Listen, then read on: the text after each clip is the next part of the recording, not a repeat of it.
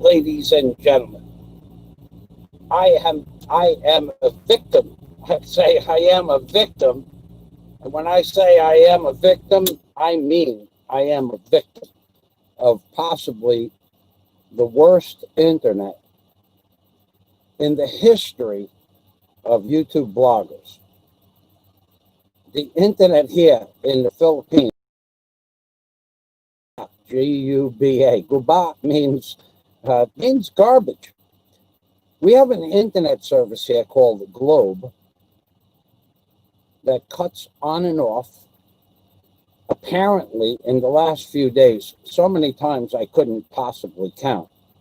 But now it's interfering with my live streams and my ability to transfer some of the most important information you'll ever hear on the internet, which I'm about to talk about, including some of the best and worst comedy that you've ever seen on YouTube. Now, we all know that I have the Rabbi Jew Barker headband on, and that Rabbi Jew Barker videos at one point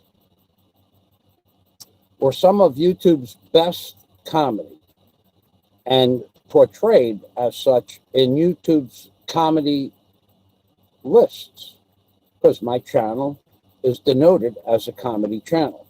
And in that series, back from 2010 till about 2015, as soon as you put RABBI, Rabbi, into any search engine anywhere in the world, Rabbi Jew Barker comedy videos would come up. And they starred, among other things, they starred the Obama doll, the DOD, and Michael Fazio as Rabbi Jew Barker in the Philippines, baby. So I cannot tell you enough times that what we pay for internet service in the Philippines is just, it's a sham. It's a sham. To complain to Globe does nothing. They'll have the people come to your house 3 or 4 times, which is their responsibility. They find nothing wrong. Each time they come, they reset the modem, they reset the internet. It doesn't work, it does work, it doesn't work, it does work, it does work. Now that in and of itself is a comedy.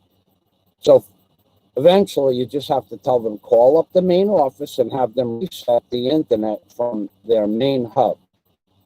And that has happened now twice today. But what we're going to talk about is in-your-face comedy. If I don't listen, I don't know who you are, Jeremy. I really don't know who you are. I have a rule, and I'm going to stick with the rule. Unless I know who you are personally, I'm not going to address your comments, but you're welcome to leave comments. I just don't have the time to address every comment I get. I have about 3,800 plus comments a month. I don't respond to all of them. If you're not a member of my Patreon community, which is not so easy to become anymore, a member of my Super Chat community, or one of my personally, which is not so easy to become anymore, a member of my Super Chat community, or one of my personal friends, you can just leave all the comments you like, keep them clean, don't anybody's name on of anybody's channel, and you're allowed to stay in the chat window. Otherwise, you get booted and you don't come back. So today's little dissertation is going to be on the channels I watch to get my information from. In addition to that, what YouTube recommends, they are dumbing down the people of this flat earth. And this doll here, Digger 2, he represents the newest improvement to my channel as the doll that represents the bottom of the top of the flat earth. And the earth is flat. There is so much proof that the earth is flat. Prior to 1500, the year of 1500, all civilizations, all maps, all all intelligent scientists and graphic map makers, all of them based their maps on the flat earth, including, of course, the Bible, which says that the earth is set in place on 4 pillars. Now, I won't get involved with why it says that, but it does say that, and it's because the earth does not revolve around an axis at 23.6 degrees. It does not spin at 1,068 miles per hour. There is no proof of that, as in fact, there is no proof whatsoever of any picture taken of any universe or galaxy by the Hubble telescope. It's all CGI. All of it is CGI. And for the hundreds of billions and or trillions of dollars that NASA has spent sending stuff into so-called space, still to this day, there is not a single photograph of Earth. Not from the moon, not from the Hubble telescope, not from any other telescope that was launched. They never bothered to take a picture of the Earth from any so-called spaceship that was going to Mars or Venus or leaving the galaxy or nothing. There's no proof of any actual picture. It's all CGI. Now you can Google that. And that's why Digger 2, represents the bottom of the flat Earth. Because if the Earth is flat, it has to have a bottom. And on the bottom of the flat Earth, it was discovered that element 115, which is what so-called extraterrestrials use for fuel, and a vast amount of gold by the Vela and Vela Industries. Digger is one of the people or puppets that work on the bottom of the flat Earth, and they work upside down. Of course, they work upside down. And Digger has, on Digger, he has these little boots. They look like boots, but they're more than boots. They're anti-gravity boots. And let me show you how they work. They light up and they adhere themselves to the bottom of the flat Earth. So right now, what you're going to see is the boots light up, and that's the anti-gravity aspect of the boots working to hold Digger to the bottom of the flat Earth. Otherwise, Digger would fall off the bottom of the flat Earth into an abyss. So watch this. Watch what Digger happens. Watch what happens to Digger's boots when he turns them on.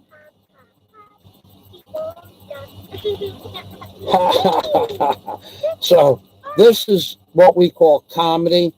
And of course, we have the Obama doll that's been now on several diving expeditions in the Florida Keys.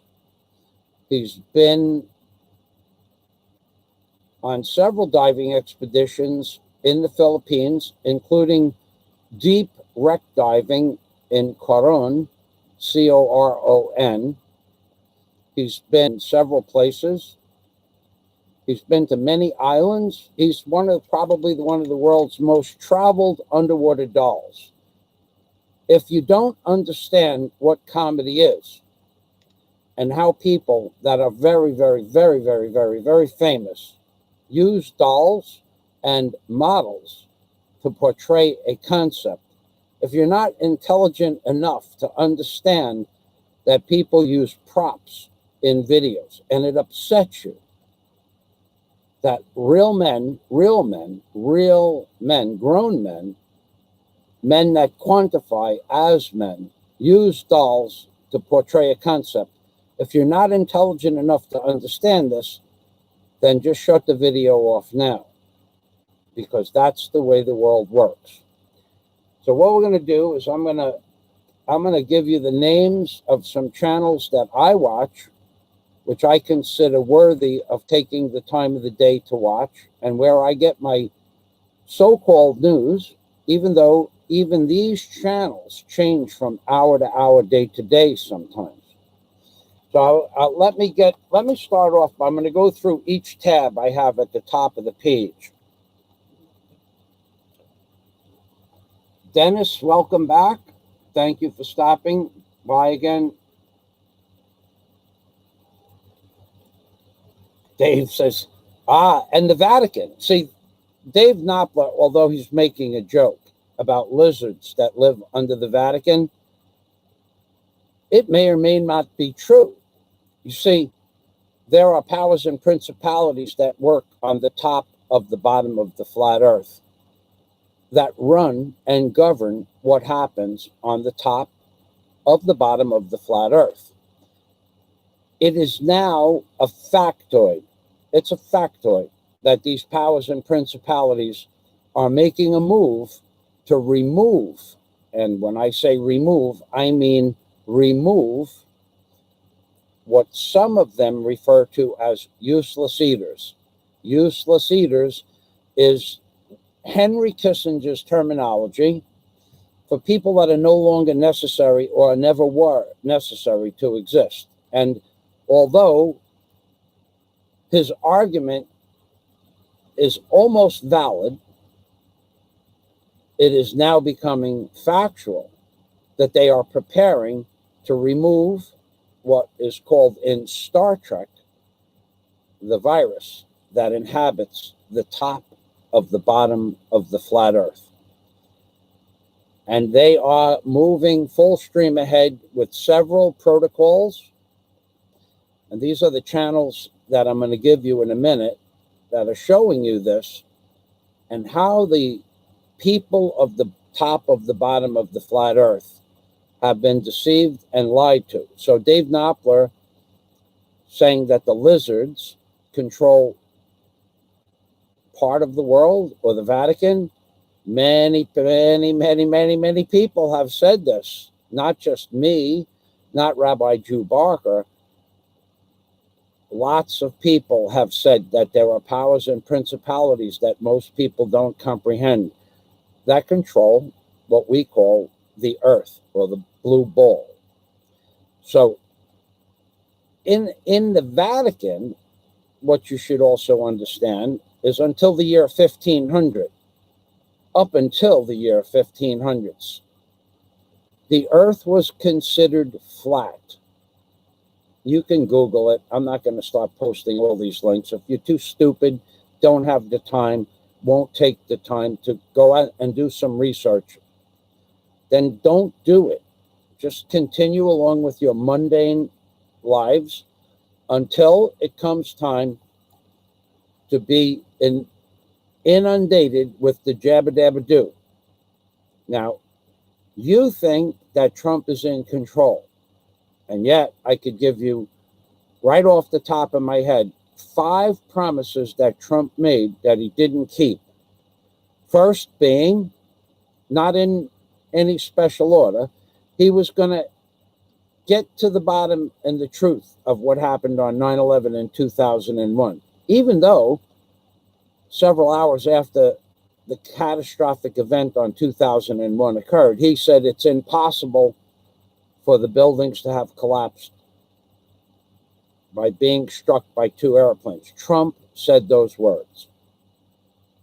Even though 3,000 architects got together and came to the conclusion it's impossible for what was supposed to have happened happening the way that it did, Trump was going to give you this information, totally neglected that altogether, just bypassed that altogether.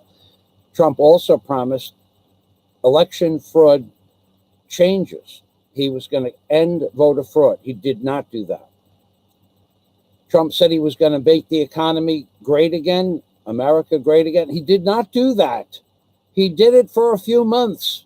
He, what we call subterfuge you people into believing in his greatness, make America great again. And yet, he wants to go out, if he doesn't win this election, and that's still up in the air, he wants to go out as the president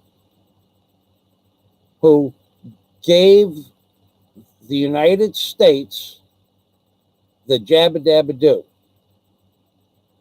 Obama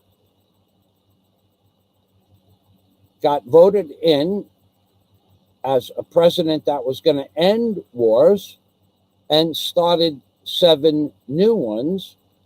And his reward for starting 7 new wars just weeks after his election was the Nobel Peace Prize, which was never rescinded or taken away from him after he started 7 wars. His claim to fame, if there was one, was that of all the military assets sold to other countries since World War II, on a graph was here. For the 8 years of Obama's presidency, he doubled that. So he doubled military munitions, bombs, planes, and weaponry sales to other countries by double, and most years more than double. He dropped more bombs than any other president since World War II. In fact, he ran out of bombs. 90% of all the people that were killed on Obama's drone strikes were innocent civilians. You don't hear about that in the paper.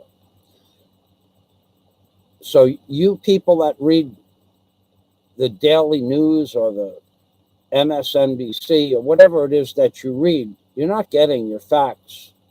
And now it's impossible to get facts or journalism from any American news outlet. So people like myself, we have to go to other news outlets. Like, I'll give you a for instance.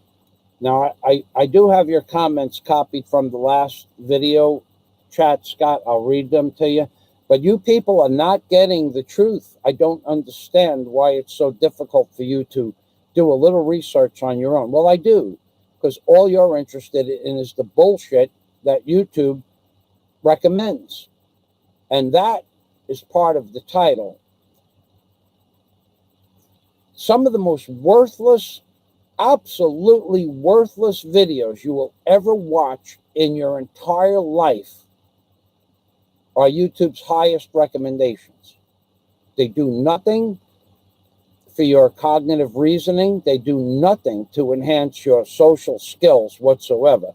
And they do nothing to help you gain a handle on what's really happening. And they do it, and continue to do it, and will continue to do it on purpose to dumb you down to the point where I'll get people on here saying, "Oh, this is coming from the guy who puts his t-shirt on backwards." What a freaking moron you are, the guy who left that comment. So when I explained to him that he has no content, no videos, no recommended channels, and 0 subscribers, he goes, "What does that have to do with an intelligent comment?" He spoke. He had good penmanship. He had a concept that would normally probably be acceptable, except the guy is blaming me because I put my shirt on backwards. First of all, my shirt's not on backwards. My shirt is on this way, which is backwards, because I want my name and the Great Pyramid on my videos when the time comes for me to stand up or show you my name. My shirt's on backwards because that's where my name is. I'm not embarrassed like the guy who said, "Oh, how could anybody take you seriously? You have your shirt on backwards." I said, "Why don't you post your own videos?" "I don't have to do that. I can leave intelligent comments. I'm allowed to do that." So I left this comment up and gave him a thumbs up. But I refuse to read anybody's comment on my live streams that are not members of my Patreon community or Super Chat community. I'm going to remove my ability to see those comments, even if I read them. You're welcome to leave them, but you are now like invisible. I'm not going to take the time to do it unless it's something that interests me, like Dave Knopfler's comment. So Scott says, "I'm still here," says Princess Anne, Sweet Skate Vlogs. Thank you. Scott says, "Those boots are made for clinging. That's just what they're worth.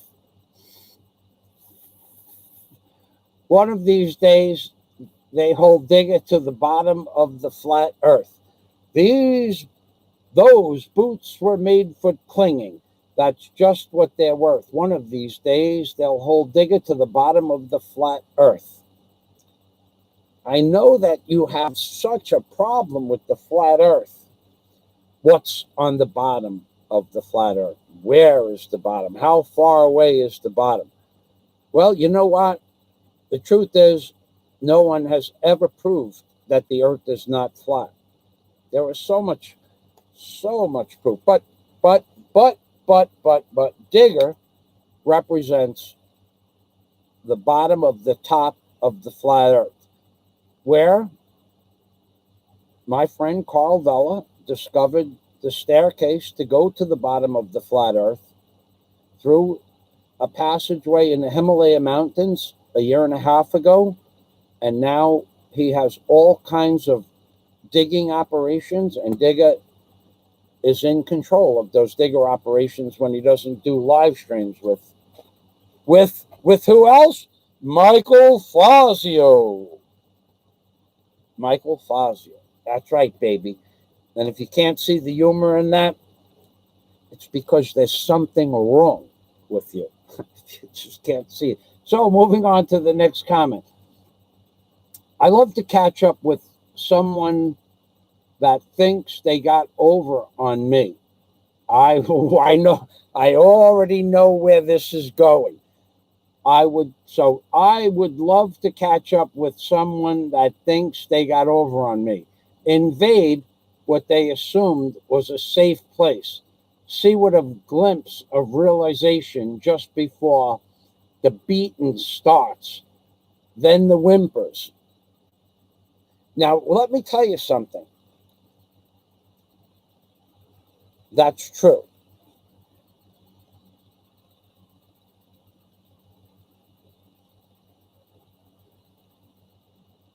Okay, now, Ant Farmer. Now, that's true. See, now that I'll read that comment. So, what Obama did, Ant Farmer's comment is true and correct. What Obama did was there was a man, and I don't remember his name, who Obama and the organizations that worked with Obama deemed a terrorist. And they drone bombed that man, his family. I believe it was at a birthday party. And in the process, or shortly thereafter, they also drone bombed his 16-year-old son, who was not deemed a terrorist. And he, the son, was an American citizen. So Obama broke every rule and every law and every ethic of the what was the 16-year-old man's constitutional rights to have a fair trial. So, Ant Farmer, am I correct about what I said? Because I know the story, I just forget all of these stories. Thank you for the comment. So let's go back to Scott Del Fuego, and let me read that comment again. I'm going to paraphrase this. I would love, says Scott Del Fuego, I would love to catch up with someone that thinks they got over on me, invade what they assumed was a safe place. That would be Scott's personal privacy, as someone was bold enough to dox Scott Del Fuego's name. See that glimpse of realization just before the beating starts. I guess because of space, he meant the beating of the heart starts. And it goes on. See now, and I will tell you something else, that if, and he probably is not going to do this, but if Scott Del Fuego decided to move on that doxing that someone did to him, you would be persona non grata in America. You would be handcuffed when you came into America if Scott decided to go ahead and use his special powers. to straighten out that situation.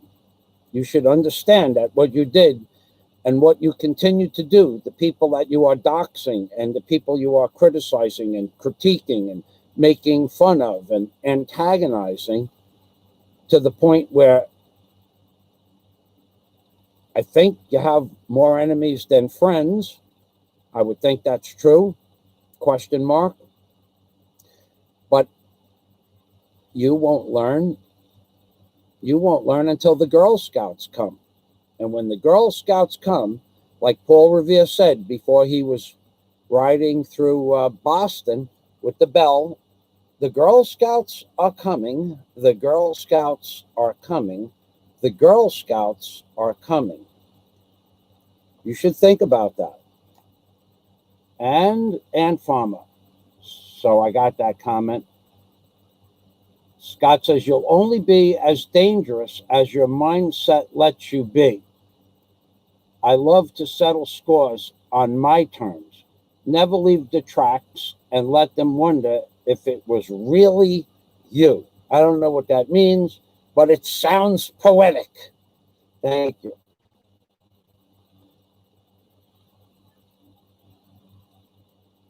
All right, thanks for the comments. So I'm going to go to the channels. Now, I have been cut off due to this terrible internet. I actually have to open up a document. Well, no, I don't. Well, all right, so here's what I'm going to do. I'm going to go to each video tab that I have at the top. The first and primary video upload. What's going on, everyone? Welcome back. That I want to highly recommend is a blogger called The Jericho Report. Now, this man spends the entire week scouring the internet for the headlines of papers. You know what I'm going to do? Yeah, for the headlines of the world news. He covers military, he covers United States, he covers Europe, England, he covers volcano eruptions, and the odd news story here and there, especially now with the election. So the name of his channel is, and I'm going to put it in the link, and then I'm going to cancel this out. I'm just going to recommend this channel. And you can go there. Now, on this man's page, it's called The Jericho Report. At the top of the video link I'm giving you is his Patreon page. And on that Patreon page are about, well, there might be thousands now, because this has always been the way he worked his Patreon page. There are, and it's free. He also has, you can donate to his channel, which is what keeps him alive. But there are thousands of videos, and he is pissed. He is pissed about what I talked about, the jabba dabba do, and Trump's insistence to the point of using the National Guard and the United States Army National Guard to make it mandatory for 200 million people to take the vaccine by October 2021. So let me give you that link, and then I could shut that tab down. And if you think I'm kidding, I'm not. Now, that video that I'm going to recommend right now is not the video that's going to describe Trump's Operation Warp Speed. But the video that I'm recommending now does have one pissed off YouTuber telling all of you stupid bastards, you MAGA imbeciles, that Operation Warp Speed is part and parcel of what some people believe a plan to eliminate Earth's population, or the flat Earth's population. And he basically outlines it as a primary note in every one of his videos. And he is just beside himself in anger that you people are so stupid that you don't see Trump wants his legacy to be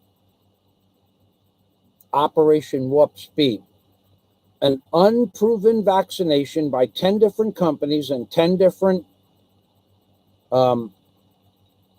pharmaceutical companies that are keeping the stock market afloat when 40% of all businesses have been destroyed by Trump himself and his underlings. This guy is pissed off like you wouldn't believe. So I want you to go to see the Jericho report.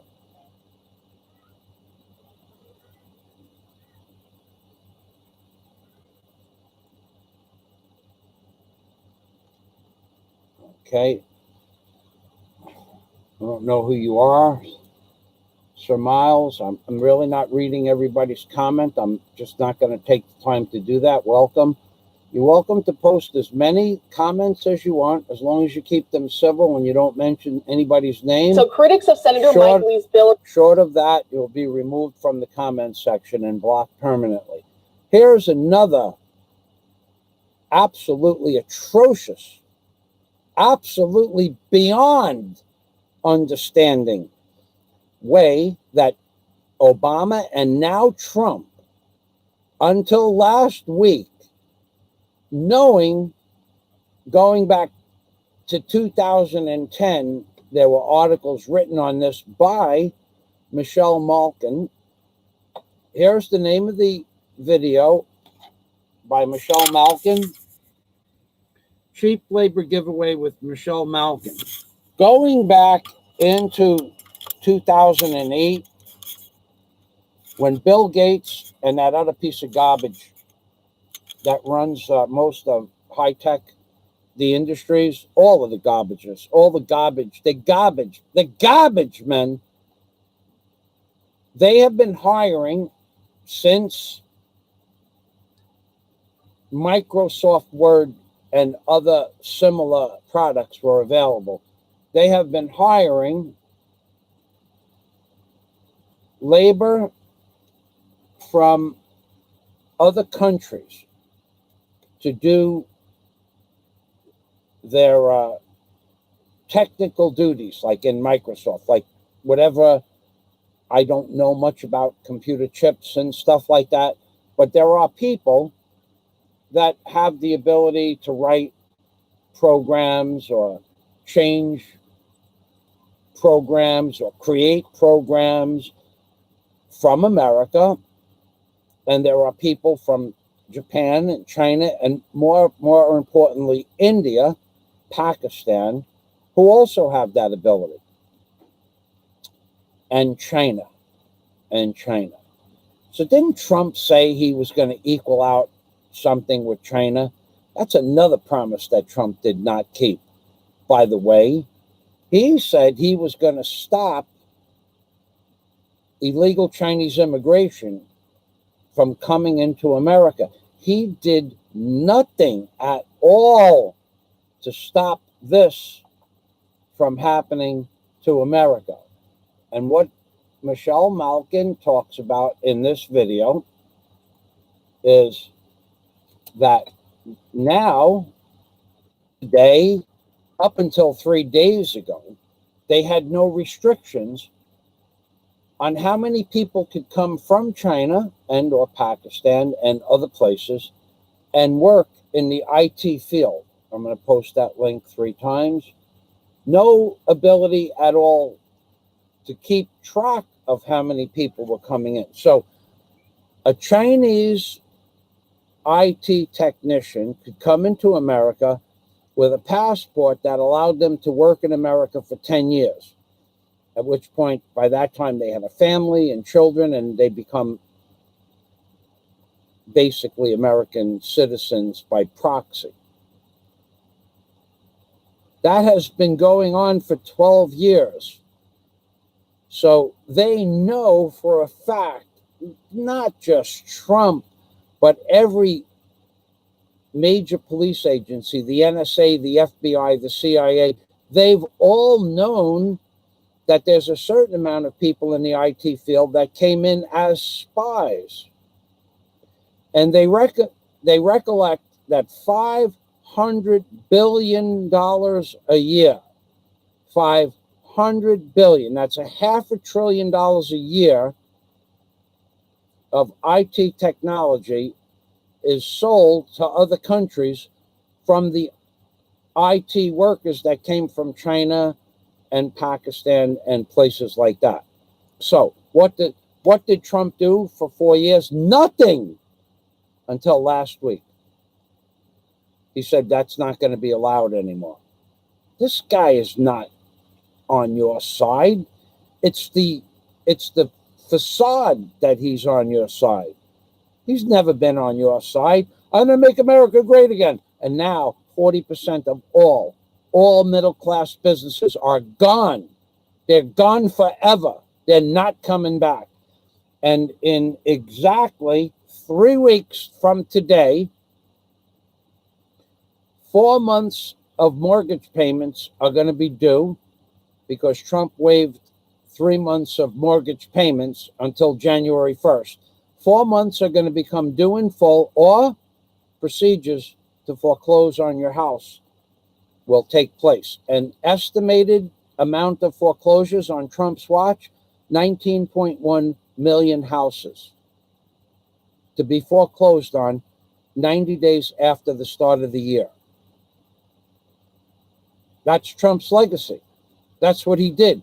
Now, if he really wanted to help people, I've said this before, because this happened to me in 2008. He would have took that waiver for 3 months and made it forever until the pandemic stops and people go back to work. But he didn't. He lied to you and said he was going to fix the problem. You don't have to pay your mortgage for 3 months until January 1st. You can waive 3 months payment. But he made it clear on January 1st, those 3 months payment and your January 1st payment, or whatever your day falls on after January 1st, is going to be due in full. So that's 4 months mortgage payment. And why did they screw you like that? I'll tell you why they screwed you like that. I'll tell you how they could have not screwed you like that. They could have took this 9 months of so-called catastrophic virus bullshit. They could have took that 9 months and however another 6 months that it's not going to go back the economy. So they could have took 15 months of your mortgage payment, your credit card loans, froze mortgage payments and credit card loans, and put it at the end of your 20 or 30-year mortgage and accrued tax on it so that you wouldn't have 4 months of mortgage. How many people can pay 4 months of mortgage in the world, period? People work on a, maybe 60-day, 90-day. They might have that in the bank. But if they're not working, they don't have it in the bank. And he knew this. This was the plan to take back more houses, more business properties, more farmland, because this includes hundreds of millions of acres of farmland, by the way, so that the big companies like McDonald's can take the cattle fields, and the companies that like Wheaties cereal or General Mills cereal, whatever companies own the land that they get the wheat and the rice and the stuff from, and all of those hundreds of millions of acres, they all have loans for mortgages too. And he made it, oh yeah, don't worry about it, we're going to have this fixed. You cannot. So people that didn't pay their mortgages, they continued along with their lifestyle, spending money and paying off their credit card debt and their bank loan for their car or their boat or airplanes or whatever. And now on January 1st, Trump's biggest deception involving mortgages and property fraud is going to come due in full all 4 months. So if your mortgage is due on January 5th, you have to pay the mortgage companies 4 months, or they can immediately start proceedings to take your house, your business, your car, your boat, or your airplane away. This is the plan. So this is Michelle Malkin. She's been talking about this since 2000. I can probably remember her talking about it all during Obama's year. She hated Obama. So we're going to say from 2012 for sure. She's been talking about this for 8 years. Trump talked about it during his election stumping, why you should elect me. He didn't do anything he promised you, and he didn't make America great again, because right now his unemployment numbers are right around 38%. 38%. And what do they call it? They call it a recession. This is total crap. What we are in right now in America is worse than the 1929 Depression, and they won't say the words. So let me get you the next link.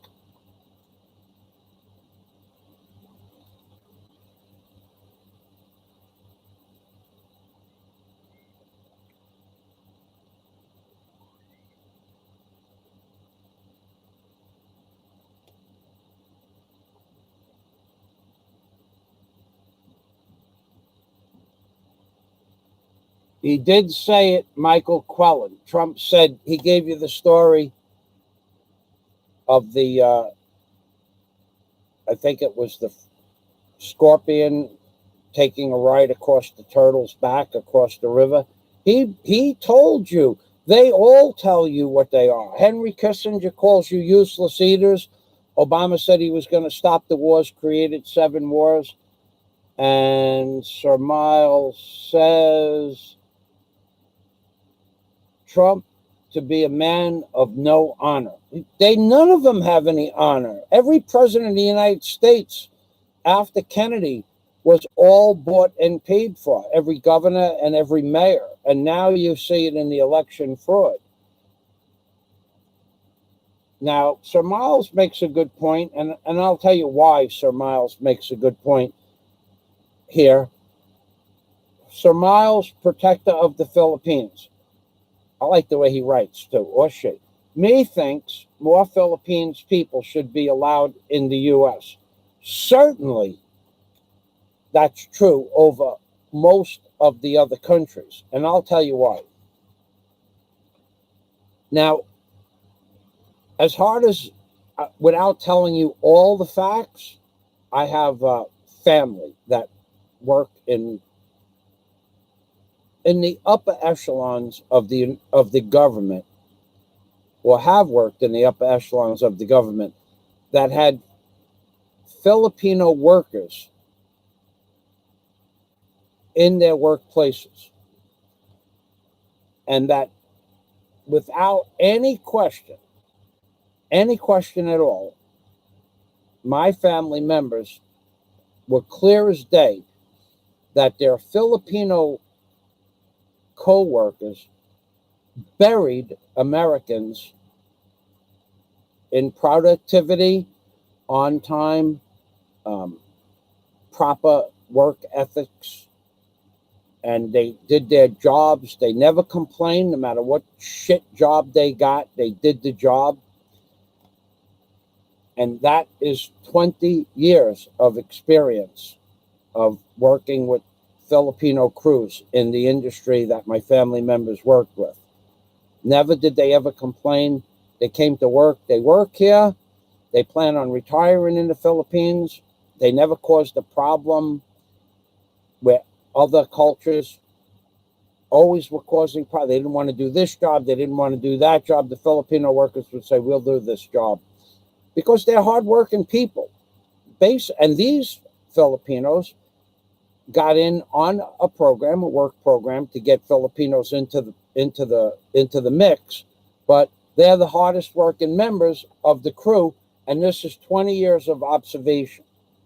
So I agree that Sir Miles' statement to bring more Filipino workers. Now that's in a quasi-construction field. When it comes to hospital workers, nurses, and caregivers, Filipinos are probably the most sought after.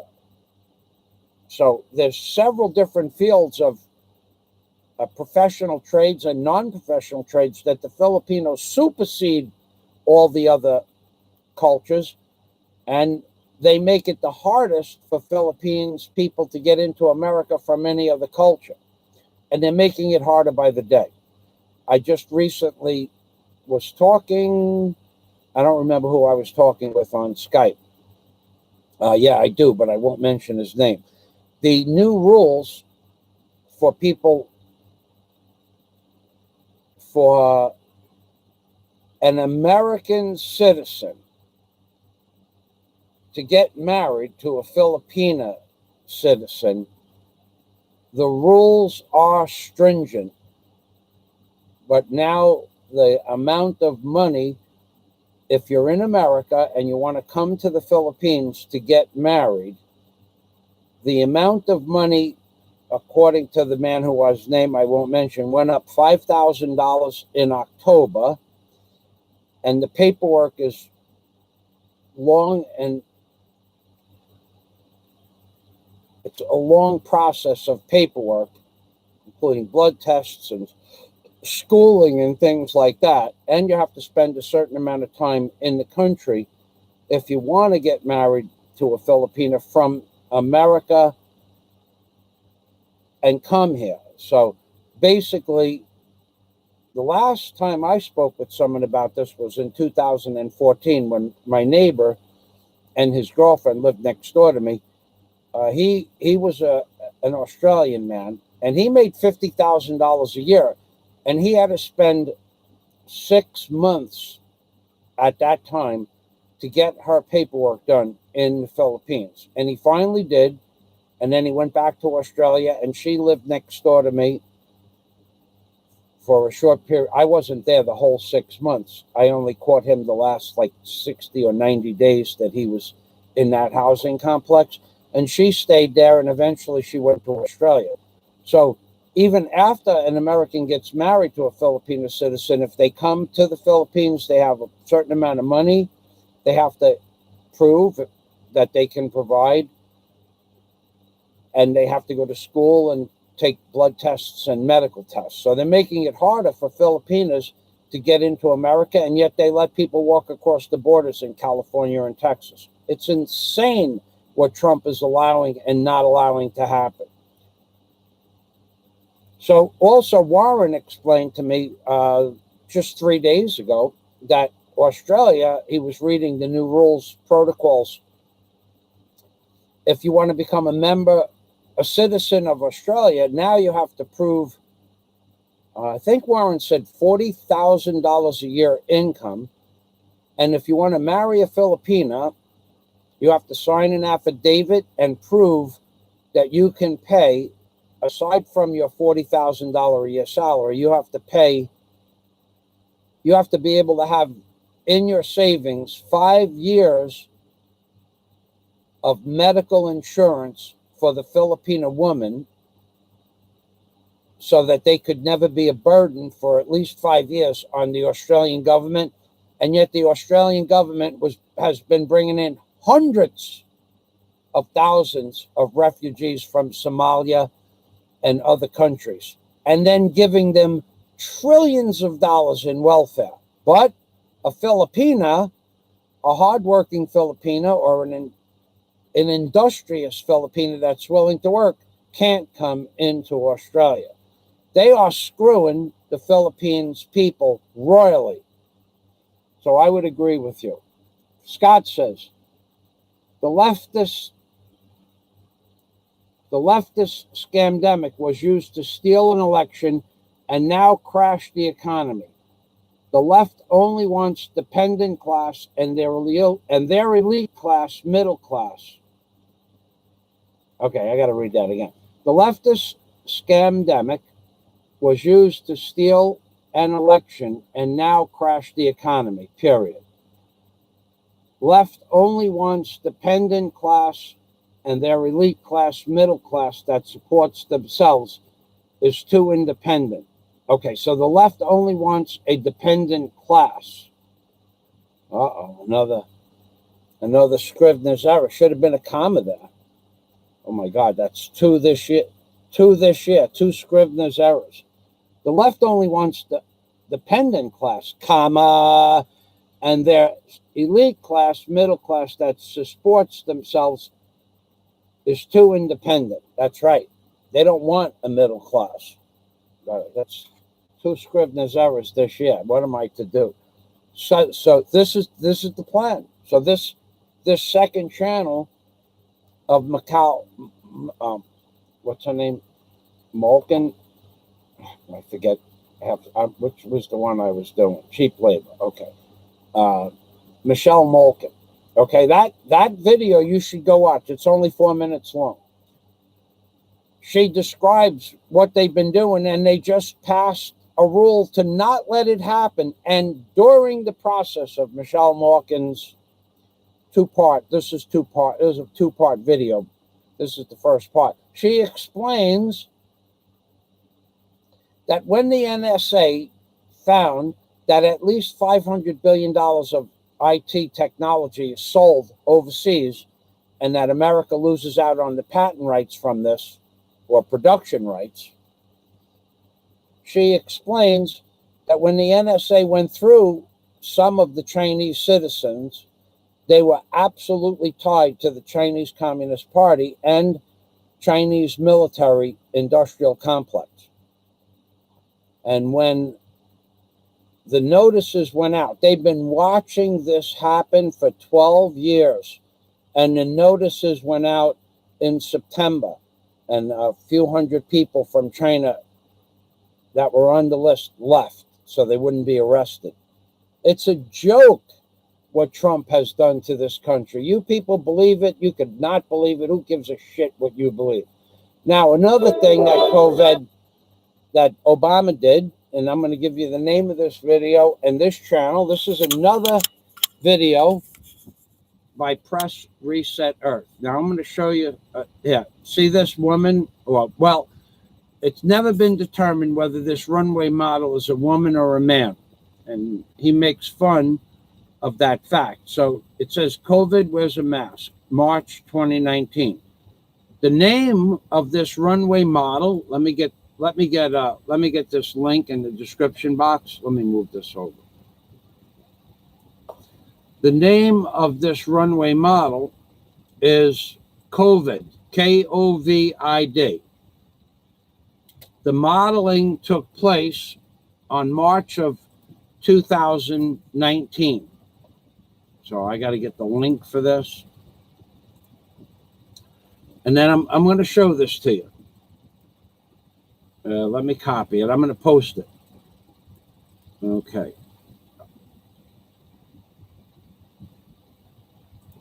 I'm going to post it 3 times, and you can see for yourself. This is not a made-up story. So the name of the model is COVID. The runway competition took place in March of 2019. It's called predictive programming. And during this predictive programming, he covers a couple of different topics. $90 million were given for voting machines, mail-in ballots signed into law. He covers a lot of topics. So I have a better article for the voting machine fraud, so I'm going to get to that in a minute. The truth of the voting machine fraud is this next video, if I still have it here. Okay, I do. $400 million purchase of Dominion voting by China. Okay, so China, not like Chinese New Year, but China bought outright the election machines that were used for the president. Hello, you freedom-loving people. Outright bought. Welcome to another episode. Hold on there, Scott. Hold on. The guy's name is Scott Goulet. Reminds me of Robert. I am your host, Scott. Okay, let's get into Scott. the November 30th. Scott. Quiet. Okay, so the name of the video is $400 million purchase of Dominion voting by China, ? Shocking discoveries of Arizona hearing. Now, this guy, by far, now when I say by far, I mean tenfold, is 10 times better than any other public speaker I've ever heard in my life. And that's saying a lot. So his name is Scott Goulet. Now I'm not going to give you the name of his channel because YouTube will destroy They'll destroy my algorithm. They'll just destroy my algorithm even further than they have. So, and this is happening. Scott Goulet, Jimmy Dore, Press Reset, Jericho Report, all the people that are reporting the truth, all the videos, links that I'm going to give you, this is happening to right now, today. Where is that video? Where did it go? Ah, here it is. So this guy, he does not do short videos. He does not do short videos. He does 18-minute, 20-minute, 30-minute, 45-minute videos. So if you're not smart enough to listen to something like that, probably it's going to hurt your head, because what he does is he talks about the truth for 40 minutes. And in this video that I'm going to give you the link for, he lays it out, what happened and why it happened in the voting machines. And then what you should also know, that I don't know if it's in this article or not, is that the company that stored the voting machine for the last 10 years, Dominion and Smartmatic, was located in Venezuela. The votes were counted outside America, and the Venezuelan warehouse where the voting machines have been stored for the last 10 years' elections worldwide, the warehouse went on fire last week and destroyed all the evidence, if there was any.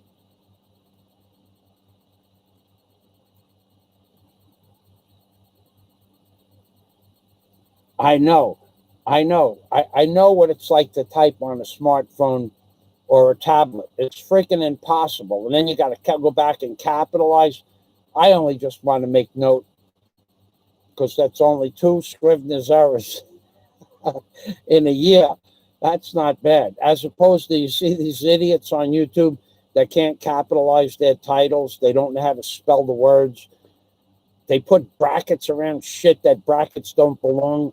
3-letter words, 2 3-letter words, and some mark, and they believe themselves to be vloggers. It's a joke. So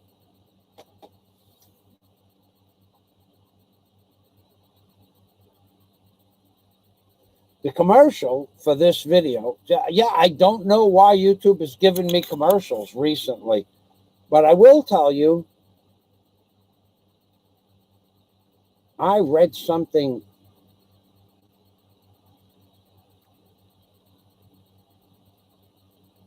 I got to reread that. I might have to. I read something last night that we're not going to be able to do something, or not collect money from our commercials that play on my live streams. I think I read that. I got to look into that. I think YouTube has another way to screw people, the big guys, the bigs. They just keep on getting bigger and keep screwing you more and more. Let me get rid of that. So that video is by Scott Goulet. Excellent. Passport. Excellent. Oh, this guy, Passport. Piss pot? Oh, shit.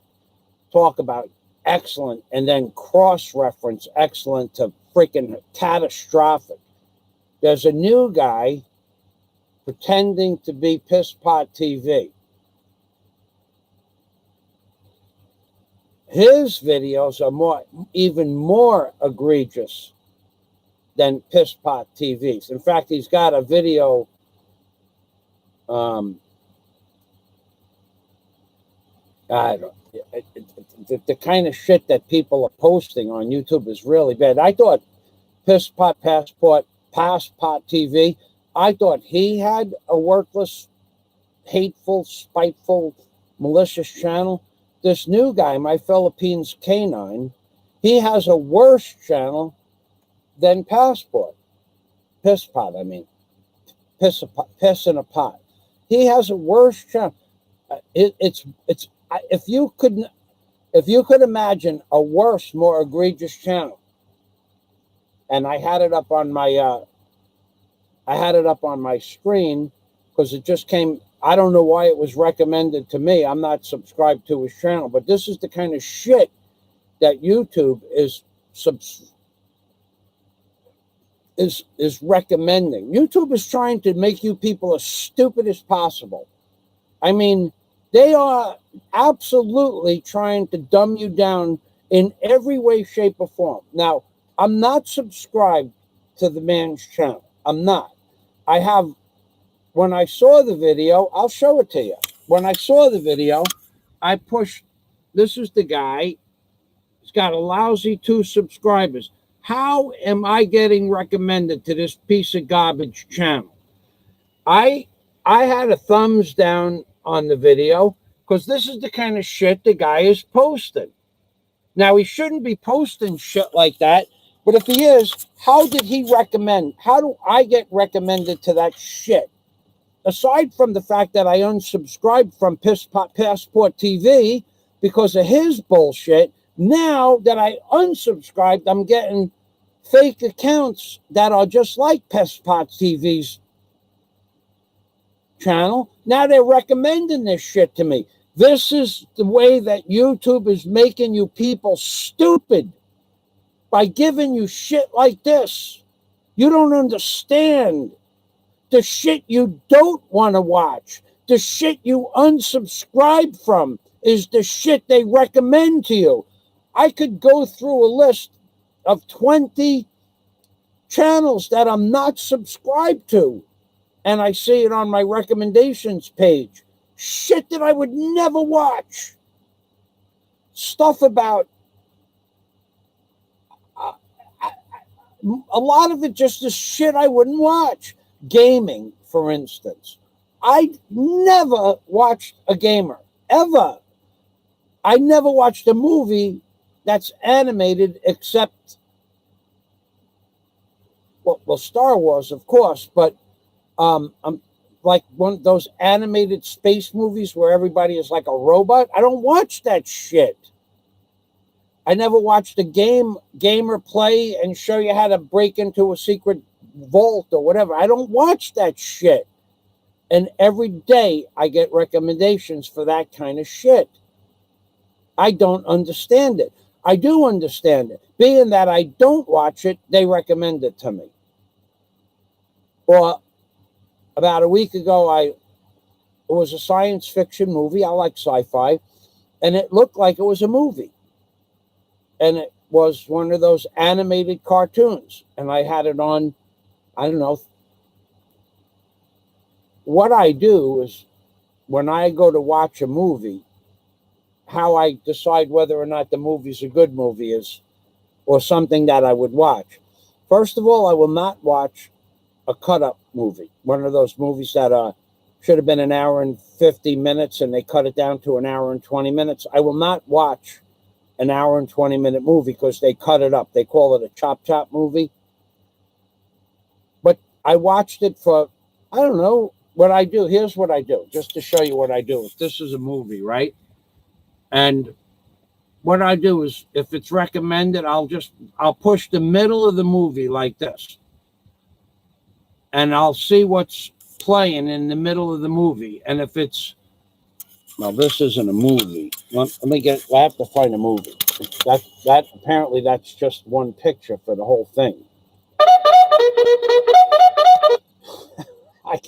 I don't watch this kind of animated shit. But if there was a movie, I'll just explain it. If there's a movie, I start the movie. then I put on closed caption. If it doesn't have closed caption, I'm probably not going to watch it. If the beginning of the movie says it's Columbia, MGM, some major motion picture, I might watch it. I go to the middle of the movie. I put on the closed caption. If it's a dark movie, what I call a dark movie, let me get this piece of shit off the screen here. If it's a dark movie where you can't see, because that's a way that they get around the YouTube algorithm. They'll make the movie shadowy so you can't see any detail, like it's filmed in the dark, but then it's so dark you can't see anything for like 30 seconds at a time. I will not watch that at all. And if the sound isn't good, I push the thumbs down, like I did on that other video I just showed you.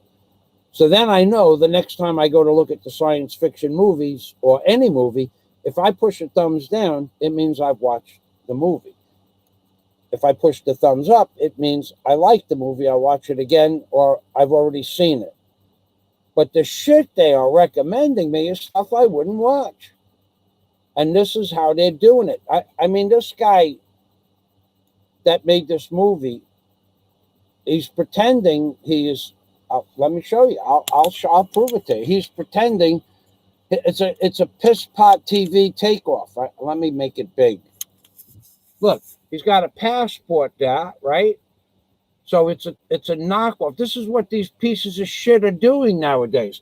And then he's got a horse with a face on it. This shit is wrong. It's just wrong. And after I unsubscribed from Pissport TV's channel, now the very next day, which was about 2 days ago, the very next day they recommended this guy's channel to me without me asking or searching. It's not, I even removed it from my searches where the drop down box says Warren H, Dennis Adam, LaRue Seagrass, and had Passport, Obet, the Brown American expat, all up in your geek. I removed it. There's an X to the right. I removed it. No sooner did I remove the X, and then they send me some bullshit video of another guy pretending to be Passport. This shit is wrong. It's wrong what they're doing. It's wrong that they're taking your time away to watch this animated bullshit. It's wrong that if you unsubscribe from a channel, they resubscribe, they recommend a channel just like it a few minutes later. Google is screwing everybody. Let me go back to the comments for a minute. Let me get my next video link. One American News Network is the next channel. All right. Now, I think Trump is the new face of the New World Order, but I'm going to give you the opportunity to see the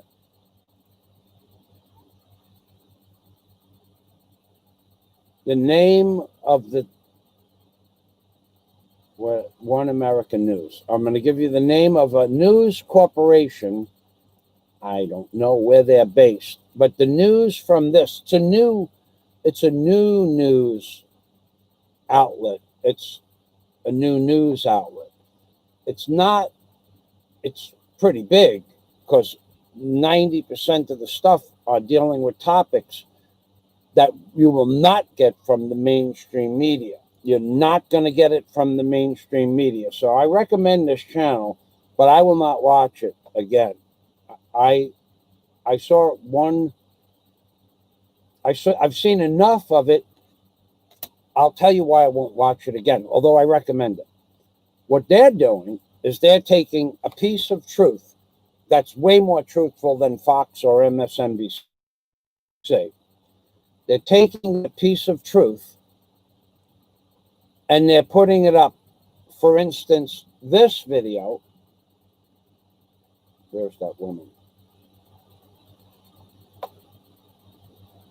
This video is about a woman at a hearing saying that she saw voter fraud, and she's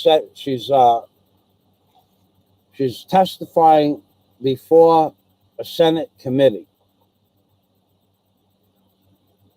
I think this is the one. I'm going to post it anyway. But This news network gives you that story. Okay. She gives you the story. And then an hour later, they give you an opposing story to that story. Not in that case of the woman testifying before the Senate. That didn't happen that I know of on this news network. But when the election, so-called election fraud first took place, it was on this news channel. Election fraud takes place. 12 million, 30 million, 600 billion votes were switched from Trump to Biden. Now, we know that's to grab you the headlines. But an hour later, they would contradict that article. An hour after that, they'd go back to a different version of their first news article. An hour after that, they'd have a different reporter from OAN, which is their news network, telling you a different story. And an hour after that, there'd be a different story again. So although you could get some information from this channel, it's basically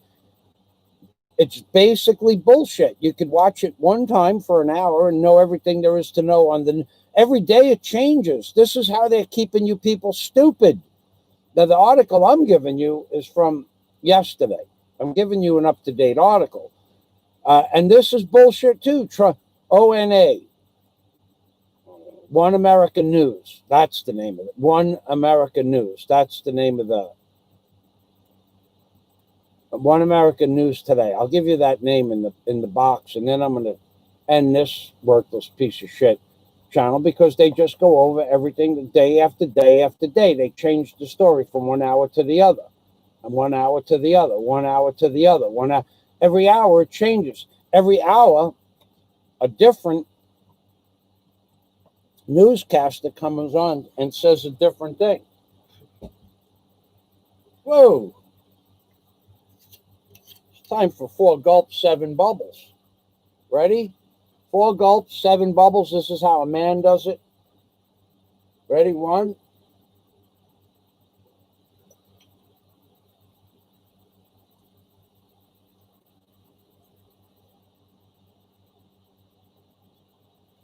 4.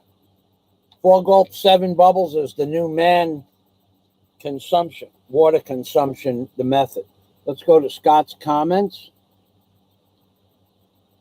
Still here, says Princess Anne, thank you. Why don't you people understand what Mr. Fazio is telling you? Big tech is spying on you and trying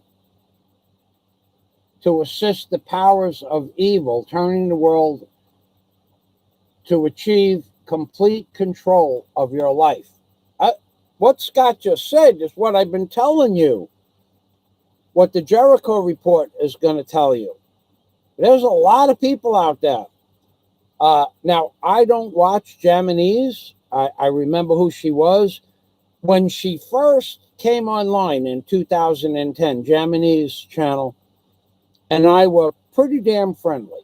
We were both going to go to a rally in Washington, D.C. together. We were going to meet there, but it didn't turn out, just didn't turn out to be. So that was probably the only rally I ever wanted to go to. It was to rally against something Obama was doing. I don't remember what it was. It might have even been to rally against his 2012 election, because there was a lot of people against that. So this woman, Japanese, now she's gone on many different shows. The fellow that runs the Jericho report, he remembers her, and she was one of the original people like myself back in 2010, but that told you the truth about what Obama was going to do and what was happening with the trails in the sky, the chemicals, and what was happening with the jabba dabba do. We've been telling you people this shit for 10 years. It's 10 years now. And now it's happening. And if you watch the Jericho report, every first 2 minutes, he says to you, what the hell are you people thinking? Now, there are only a few options, none, of which you can discuss on the internet, and everybody knows what they are, none of which you can talk about on the internet. And that is a fact. You talk about some of these things, you just say the wrong word, and your channel will go down. It will go down. And shall we say 3? Shall we say that? By the time you count to 3, I think you all know what I'm talking about, that your channel will go down if you mention that, certain things.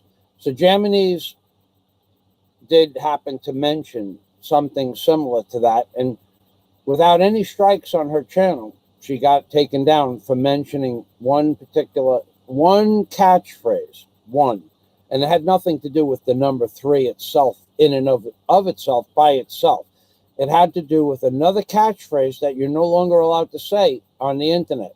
In fact, if you go and Google riots in France, which I will not put the link up to, if you Google riots in France and how the French people have beaten the piss out of the French police for trying to impose the same exact so-called draconian laws that are being enacted on the American people.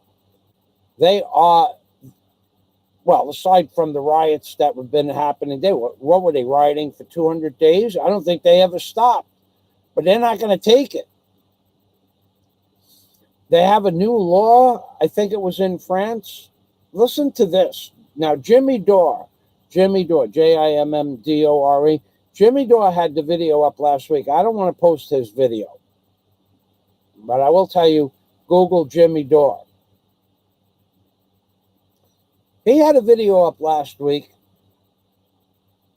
that in France, it's now illegal to videotape a police officer under any circumstances, under penalty of a 45,000 lira fine. So if you're taking a picture of a police officer in any way, shape, or form, you can now have to pay 45,000 lira. Now, I don't know how much 45,000 lira is, but I think it's about 60,000 US dollars. Somebody want to convert it from me, that's okay. But it's 45,000. Nobody could afford that. So that's the thing that they're revolting against now. So if you take a picture of a police officer riding a horse, you can go to jail and pay a 45,000 lira fine. If you take a picture of what you think is a police officer beating someone up above and beyond, you can go to jail and pay a 45,000 lira fine. And that's what I think Jimmy was telling people why they're protesting in France today. You people are, you're not getting it. You're not getting it. And America is the only place left on this flat earth that has the ability to change things. All right, so we covered one American news network. Okay. Now we'll go to, I think this is my last one. I really don't want to watch. This is bullshit. This is another.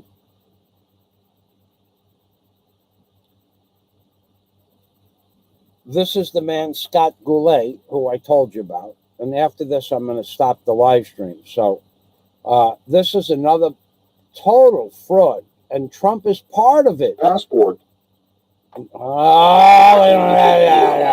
This is that damn. This guy is. I pushed the. I guess I had that video up in 2 places. What a piece! I got to get rid of this. Didn't I move that video? Yeah, I removed it. I guess I had it up twice. Okay, let me get rid of it. Okay. Stolen Trump votes by this man, Robert Goulet, and the name of his the name of his video. We're not going to give you the name of the channel. The name of the channel is, I have to read it. The name of the video is Stolen Trump Votes. And now, if it's true, if it's not true, I don't know. But this guy was meant to speak in a public venue. This guy, he was born with the face and stature and voice of a public speaker. And he is doing what he does best. And he gives you the entire breakdown of the so-called voter fraud. See, if I say actual voter fraud, I won't get in trouble for it, but it's not good to say that. Now it's not good to say it. Next week, you might not be allowed to say it. So the so-called voter fraud, this guy goes over it in a 19-minute video if you want to watch it. So let me get on to a little bit of a lesson. We have scams coming up. We have our Christmas scandal specials. I'm not real sure what kind of scam I'm going to run for Christmas, but rest assured, I'm going to bring Digger. Today is what day? What day is it in the Philippines? Hold on, I got to look at something. What day?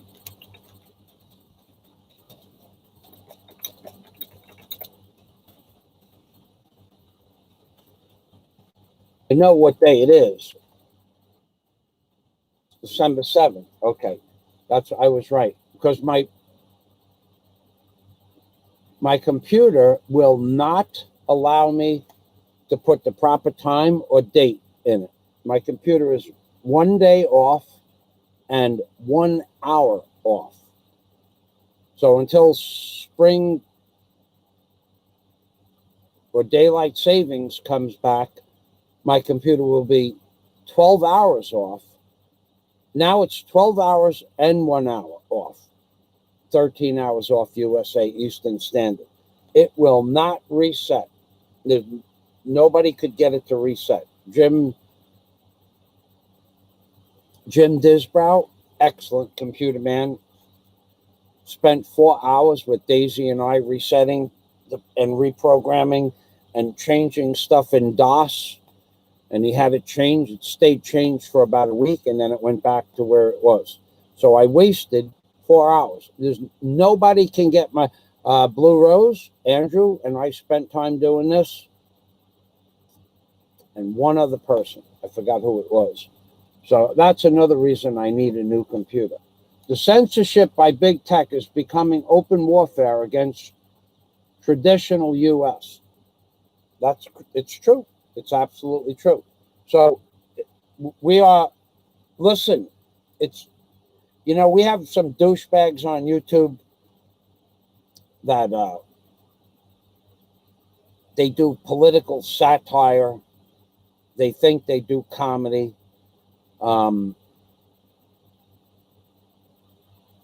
Absolutely worthless shit in my recommendations page. I'm talking absolutely worthless shit. Shit that I already know I wouldn't watch. Like, what can I say? There are things I will watch and things I won't watch. I will not watch an animated cartoon.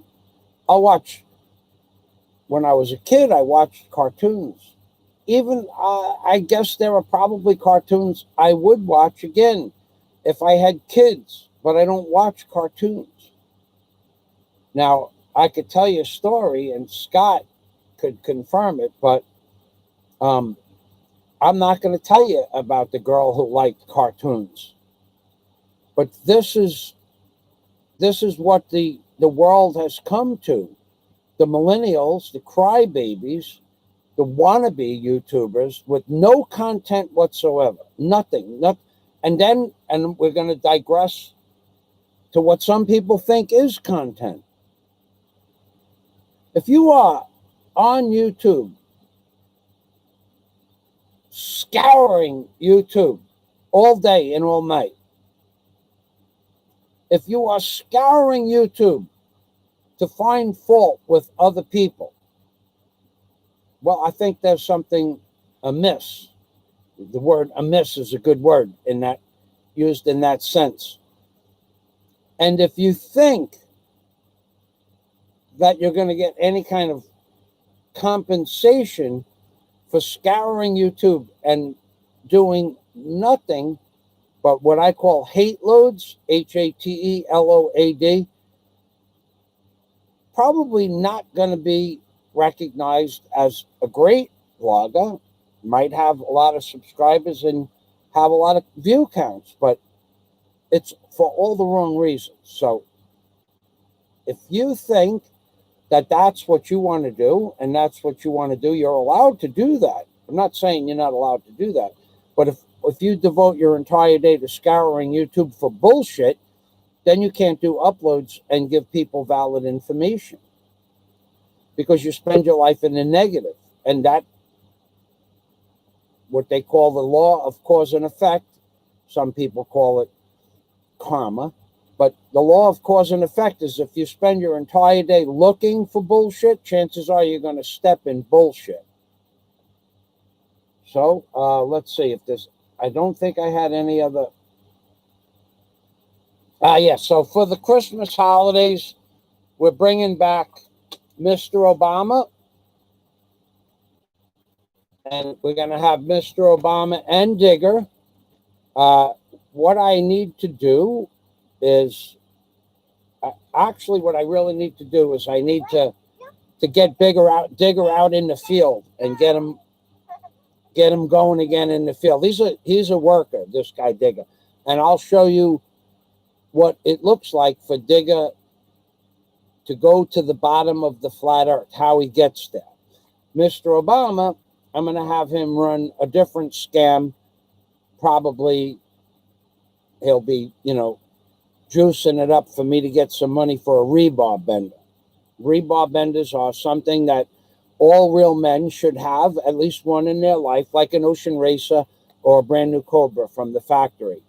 Or in, like Scott Del Fuego's case, a full-on dressed Harley Davidson, full-on, every bell and whistle on a Harley Davidson. All real men should have one real toy, several if possible, in their real lives, so that they could look back and laugh and say, wow, I must have had a lot of money back then. But it was fun. It was fun. Do you have any idea what it's like to own a barge, a 188-ton barge, and go down the canal with a 60-foot boom on your crane, two spuds ready to be dropped into the mud and start work with 3 or 4 men running around making sure everything's ready to dock? Do you have any idea the pride that you can take doing something like that? Do you have any idea what it's like to sit in the crane and pick up a 60-foot stick and drop a 6,000-pound hammer on it and hammer it into the ground, tip it off, start up a 90-horse Rupp Garmin high volume, high pressure, 600-gallon-a-minute pump, and people say, oh, that's your barge? Do you have any idea what kind of pride you could? No, you don't, because only a few people will ever own a barge, let alone a barge like mine, Barge Dragon. Do you have any idea, do any of you losers out there that are going to watch my video and give it a thumbs down, do you have any idea what it's like to own a $1.2 million house on a deep water canal in Key Largo?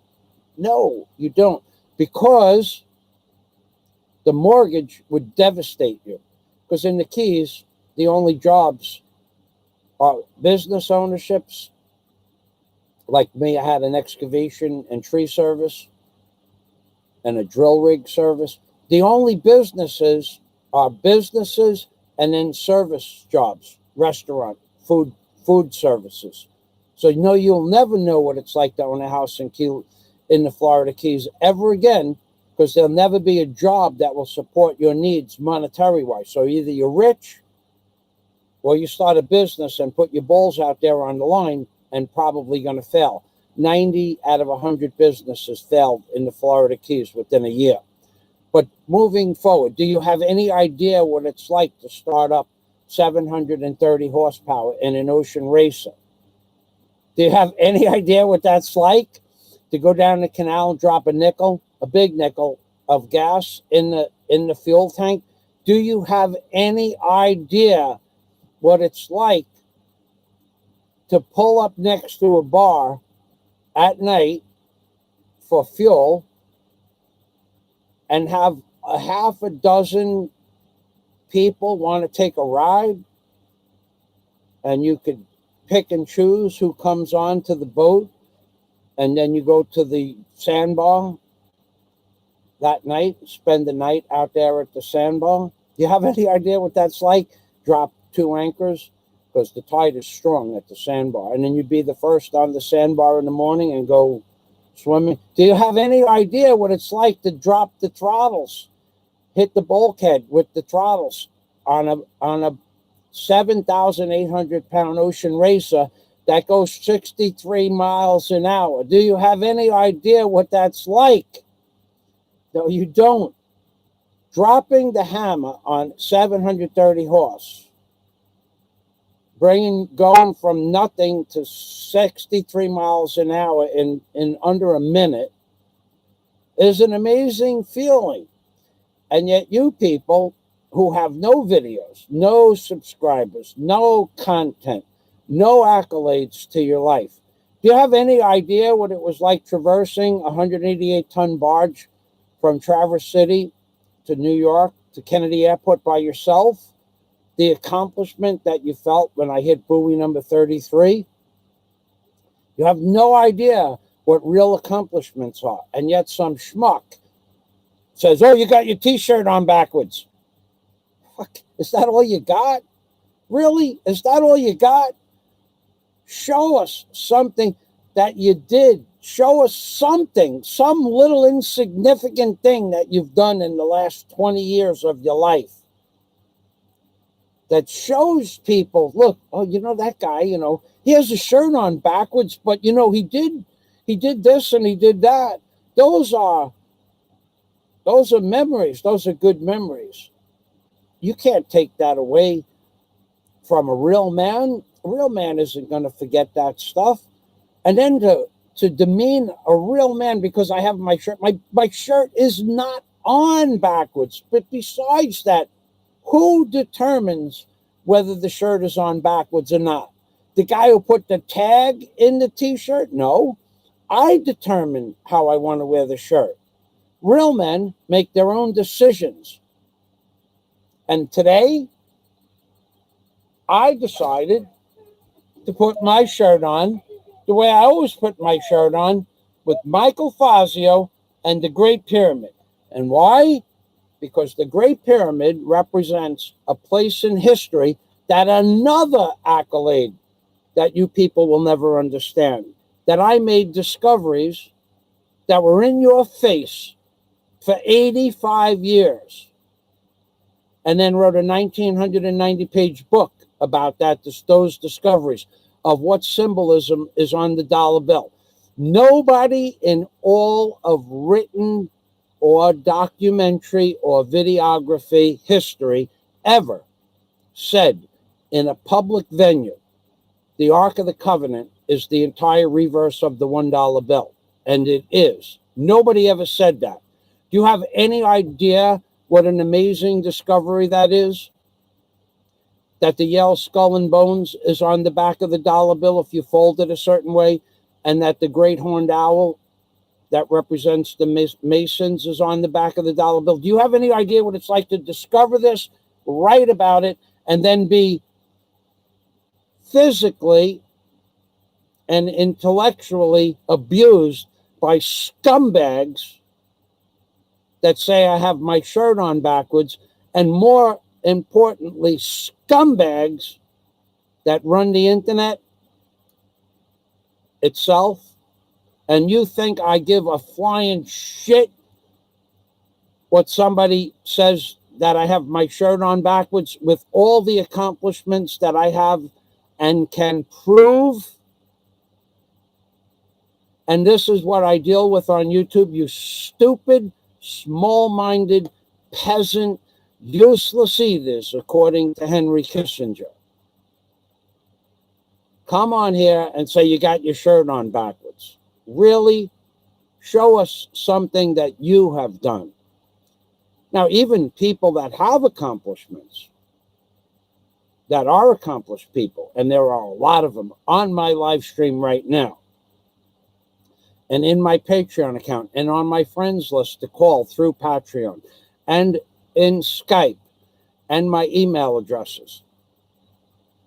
Some of them are doctors, some of them are lawyers, some of them are psychiatrists, some of them are what they call the profilers for the police department. They're not going to put that job description up, but some of them are. But I don't demand that everybody puts their accolades up on YouTube. And there are people that are too fucking stupid to say the word accolades properly. And yet they critique me. Now that's fucking dumb. So if you people think by saying, oh, you got your shirt on backwards, you don't know what the fuck you're talking about. No, that's probably not true. I think I'm a lot smarter than most people could ever possibly comprehend. I don't think it, I know it. And there was a guy, I won't mention his name, I don't want to embarrass him any further than he embarrassed himself last week. Said something about something he shouldn't have been talking about. And I said to him, why don't you show us your face and something that you have achieved in your life? Well, I don't have to do that. Well, with all the videos I have up, the thing he was critiquing me about, there are dozens of videos on my channel. Why do I have to go and get a link and the name of a video to prove anything to anybody when they're too stupid to go to my channel and Google something? Google, tell you what, you wanna get sick? Do you really want to get sick? Is this where you want to go? I'll make you sick. Okay, I'm going to disgust you people, trolls and all. One and all, I'm going to disgust you people. Google this. Google Michael Fazio with an S. Michael Fazio's real job. You want to get sick? You want to see some of the toys? You want to see some of the places I lived? You want to cry your hearts out that you're an underachiever? Your words, not mine. You'll say to myself, geez, maybe I should have tried harder and it's too late now. You want to cry? Google Michael Fazio's real jobs. It'll show you the book I wrote. It'll show you the beaches I cleared up on a contractual basis. It will show you $1 million dolphin pond where the dolphins were removed, and the owner of Bass, B-A-S-S, Bass Shops, Bass Pro Shops. The owner of Bass Pro Shops bought a $7 million property in Alamorada. I won't tell you where, what mile marker. And it was a dolphin pond, but it wasn't being used for dolphins when I got there. And then I made a beach. I ripped all the perimeter rocks on one side of the dolphin pond out, and I put a beach on there. Now, that job only lasted a month, but on that job, I made videos of doing field repairs on hydraulic pistons with 8-foot-long breaker bars on the wrenches and torches and all my tools to do hydraulic cylinder repair in a muddy field. I did that. Can you say that? Can you say? Let me show you the video. Hydraulic cylinder field repair. This is me. This isn't some schmuck on YouTube that thinks he has some sort of accomplishment and can't pronounce the word accolade. So let me get that video up for you right here. I'm gonna slide it over. I'm gonna show you the cylinder repair. Can any of you say you did this? Can any of you say that you took $1 million dolphin pond apart. Now, what you can't see is what I had already done in this video. Back in this area here, this is not what it appears to be. This was the pump area.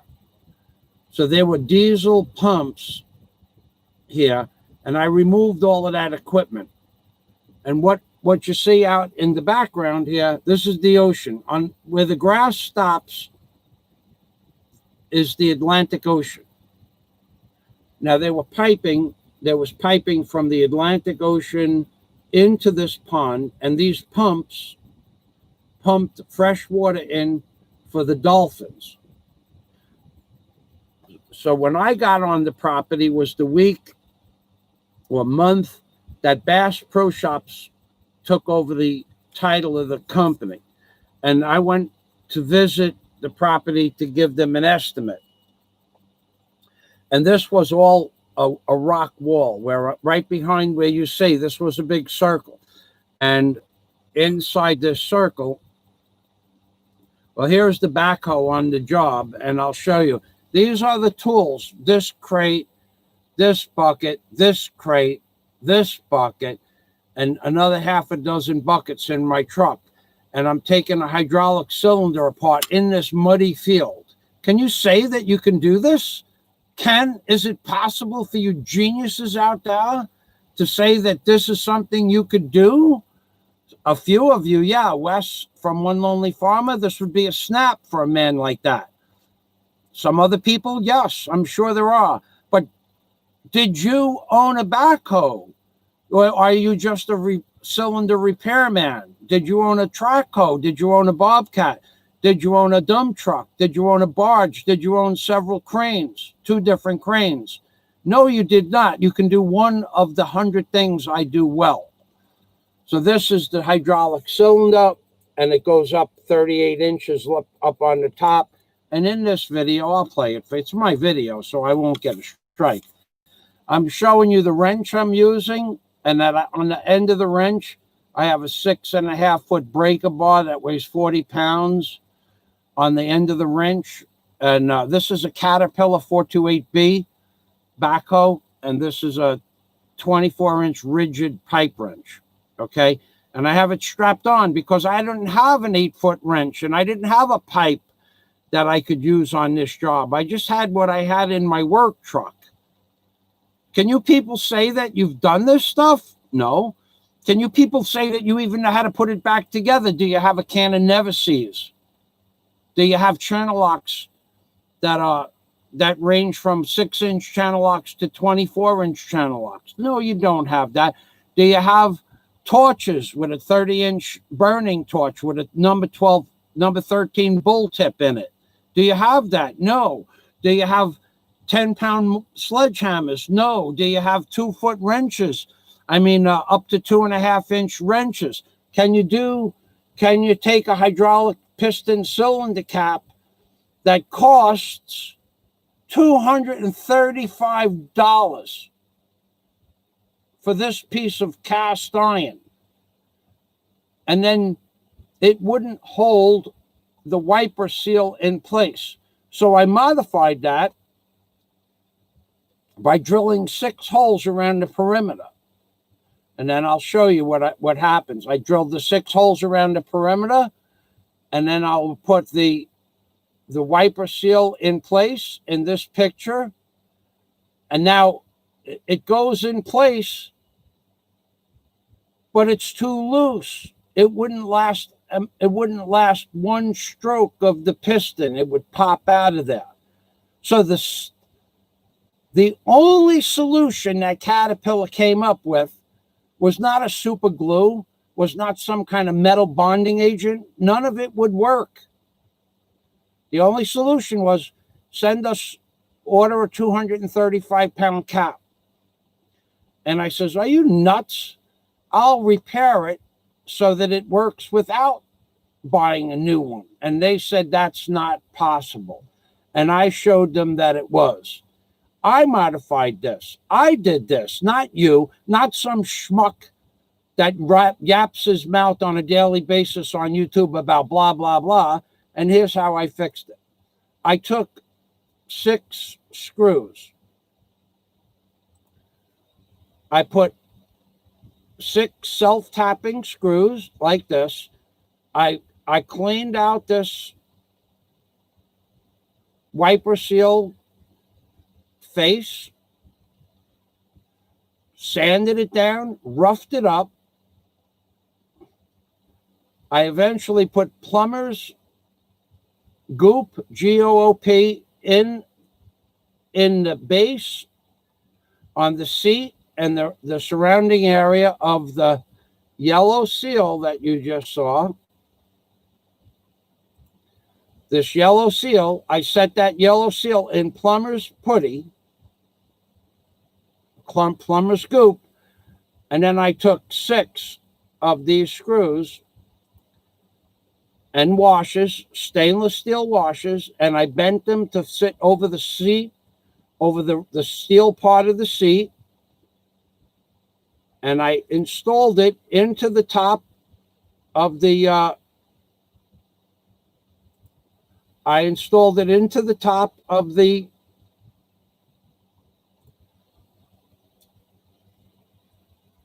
the plunger, or the cap, the piston cap, and then put liquid steel in with the 6 self-tapping hardened, number 8 hardened self-tapping screws. So I left like 4/1000 or 3/1000 of an inch smaller hole than the self-tapping screws, bent the stainless steel washers, immersed this in a plumber's goop, and then I put liquid steel on these stainless steel and hardened self-tapping screws, and put it together in the year, I don't know, 2004, maybe this, no, couldn't be 2004. It had to be 2009. 2009, and I used the machine for 4 more years, and it never leaked a drop. Of course, I put the new seal kit in. But can any of you assholes out there, you the people that Henry Kissinger calls a useless eater, can any of you say that in the field during rainy season, whilst doing, I don't want to tell you how much the job was worth, but my price was half of what anybody else wanted, and I thought it was too much to bid on. I just didn't feel like traveling to Isla Morada every day. That was a nice job. But can any of you other schleps out there? Now, of course, you're going to get the douchebags, the underachievers, the worthless YouTubers and trolls on YouTube. That's, oh, yeah, I could have did that. He probably read it in a book. No, I didn't read it in a book, asshole. I came up with that solution. The only solution was to buy a new end cap for $235. And that whole entire process took me an hour and 20 minutes to drill the 6 holes, to get the self-tapping screws, and I had the stainless steel washers. So I saved $235 for an end cap, and it took me an hour and 20 minutes to do it, and never will that end cap ever come off of there. It's not possible. Whereas you look at end caps on major, not so much the boom, but the stick of track hose and back hose, and in this case, the front end bucket loader, you look at the end caps, how many are not on? And that's where the dirt is. And the reason they're not on is because a rock will come up and hit what that seal is called the wiper seal, and it'll loosen it up in its seat. Plus, that seal and a bucket on a digger, on a backhoe or a track hoe, is always immersed in water and rocks and hits rebar and wood and stuff like that. So those seals always get pushed and prodded with sometimes you hit something sharp, it goes right through the seal, rips it out. Got to stop the job right then and there. Otherwise, you're sucking dirt into your hydraulic system. But can any of you other worthless, useless, so-called trolls and commenters, even one of you, come on here and say, I could do that, and then show me a video of it? The answer to that question is not that I know of, except Wes from One Lonely Farmer. I believe he could do it. I believe he is smart enough to be able to do most of what I'm capable of, and vice versa. We've already talked about this in private, in real life, at his farm in Pennsylvania, and over the phone, and for the last several years. He's a very, very, very, very, very, very diversified man. That's the only other person I know that could do this, that has equipment. Now, you could get a field mechanic that could do it now that they watched how I did it, but no one's ever heard of it being done before I did it. I have more things to be proud of in mechanical skills and things I've owned, toys, people I have played with, than anybody else on YouTube. I don't give a flying shit about what these people say. It's all because they never accomplished anything in there. Fazio, he's got an attitude. Yeah, I got an attitude. Yeah, okay. I got an attitude. I got an attitude because I'm about 100 times smarter than most people could ever hope to be. And I prove it in dozens and dozens of videos. Can anybody do this and own a barge, self-propelled? Can you own a barge and bring it from Michigan to New York by yourself? Can you own an ocean racer and then rebuild twin 454s by yourself in your backyard? Can you own a backhoe and rip out a real bearing seal and put it back in 3 hours? Do you have the tools to do it? Do you have the knowledge? Do you have the tools to do any of this stuff? No. All you got is a pair of flapping gums and nothing else. And it's too late for most of you to ever say, I'm going to do something great. I'm going to do something that nobody else has ever done. It's too late for you. So you come on my channel and critique me, which is why I block so many people. I will not have some underachiever on my channel critiquing my shirt that's on backwards. So I have a shirt on backwards, and everything I just told you is true. So now, because my shirt's on backwards, it nullifies everything. Only to you worthless, as Henry Kissinger called you, useless eaters. Lowbrow, low-tech, underaccomplished, so-called human beings. And now I'll go back. Let me get you the link for this. I have dozens of videos where I've done stuff like this.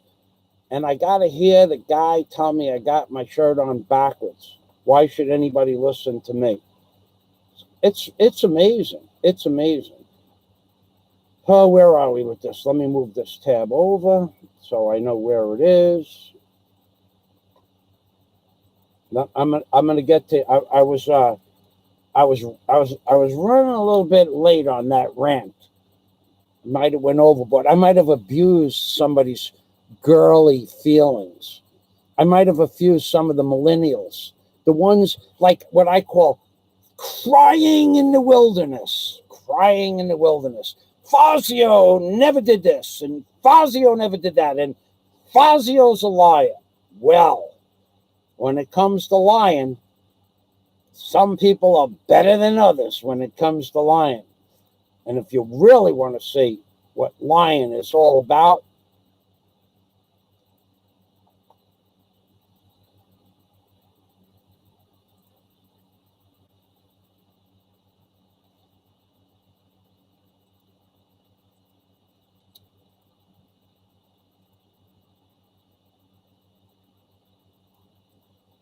underachievers, amazing thing.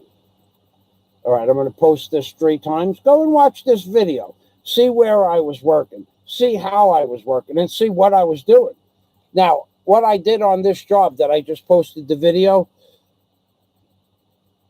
it was way more than $30,000. And that was just labor. They paid for the materials. So it wasn't, it involved concrete work that you can't see behind the rocks. It involved double layers of membrane in other sections that were leaking soils through the rocks from, you know, the dolphin pond was probably made back in the 1980s. I removed like a 75-foot section of the wall. I took all those rocks and put all the rocks to the side, left and right of the dolphin pond. Then I dug out, oh God, I don't know how many coconut trees were there before what you see in this video. 7 or 8 coconut trees, but the roots on some of these coconut trees were 5 feet in diameter. And what had happened is a few years before this property went on the market, someone just cut the roots down, trees down to just below the grass level, and they put nice grass in the backyard. It's a $7 million estate. And actually the owner of Bass Pro Shops bought that property, and then he spent another $7 million. Another $7 million for an empty property that was bigger,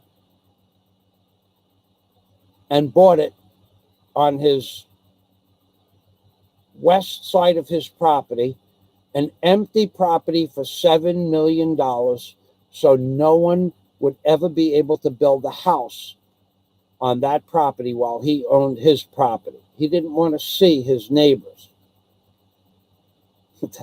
That's a lot of money. Bass Pro Shop. So I took all of that material out. I put it all someplace else. I took about 200 cubic meters of material out from that area and relocated it to a spoil pile about a quarter of a mile away on another property that owner owned. And you know what he owned that property for? He owned that property for his tree debris. He had so many trees and so much tree debris, and on the far side of that grass was a small beach that seaweed rolled up on, and whenever necessary, he would pull the seaweed off the beach. I did that also there. And we would take, I personally took 200 cubic meters of seaweed off that beach and dumped it on his other property. Plus 5 or 6 root balls, 5 feet in diameter. I was lucky I bid the money I bid on that job. Had I thought it was just dirt or backfill, I would have lost a lot of money. I bid that job about $7,000 more than what I thought it was worth.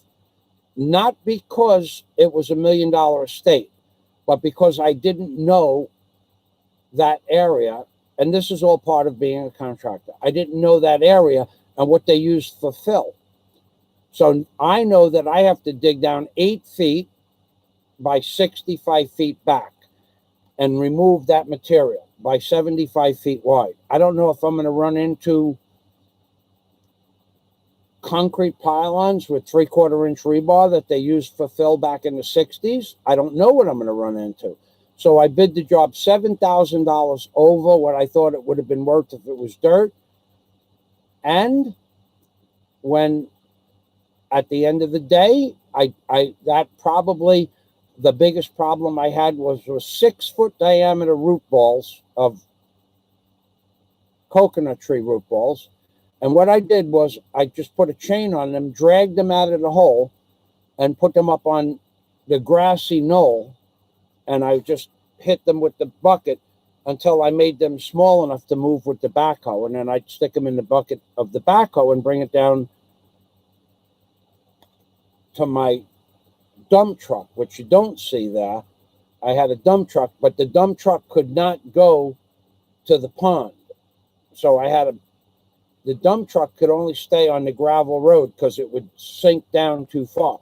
Plus, I made the guy sign a contract that if I break any electric wires and pipes, plumbing, the guy's water bill to water his lawn was $1,000 a month. So you can break an underground pipe with a backhoe and not know it in that muck because the backhoe was sitting down, settled. It was sinking in 13, 14 inches when I first went down the path.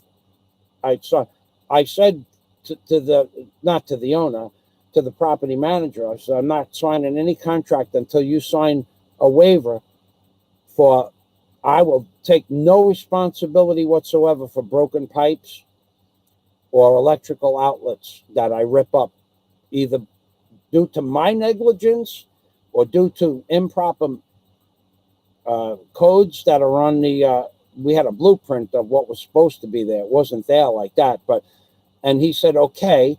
And then he paid me to fix all the water pipes I broke, because I broke a lot of them. I broke a lot of water pipes. I broke pipes everywhere. Everywhere I dug, I broke pipes. Because the sprinkler heads were every, like, 30 feet.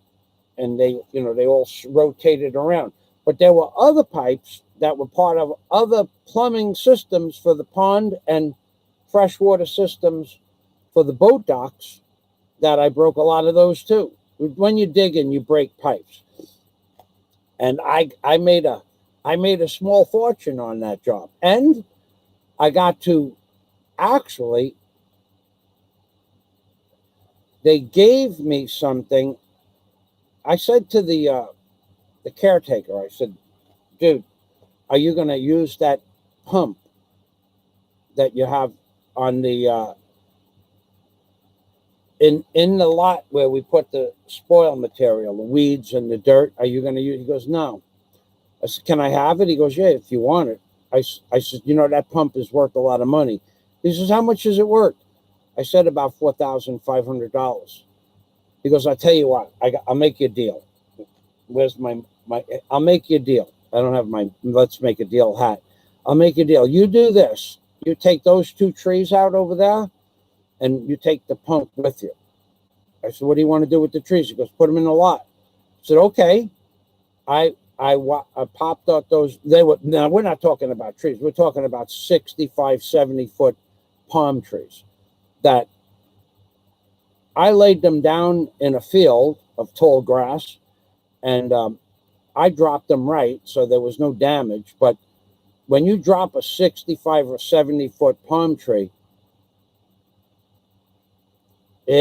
it's you should hope it doesn't go in the wrong place. So in that field, there really wasn't much to hurt, but the tree itself weighs, I don't know,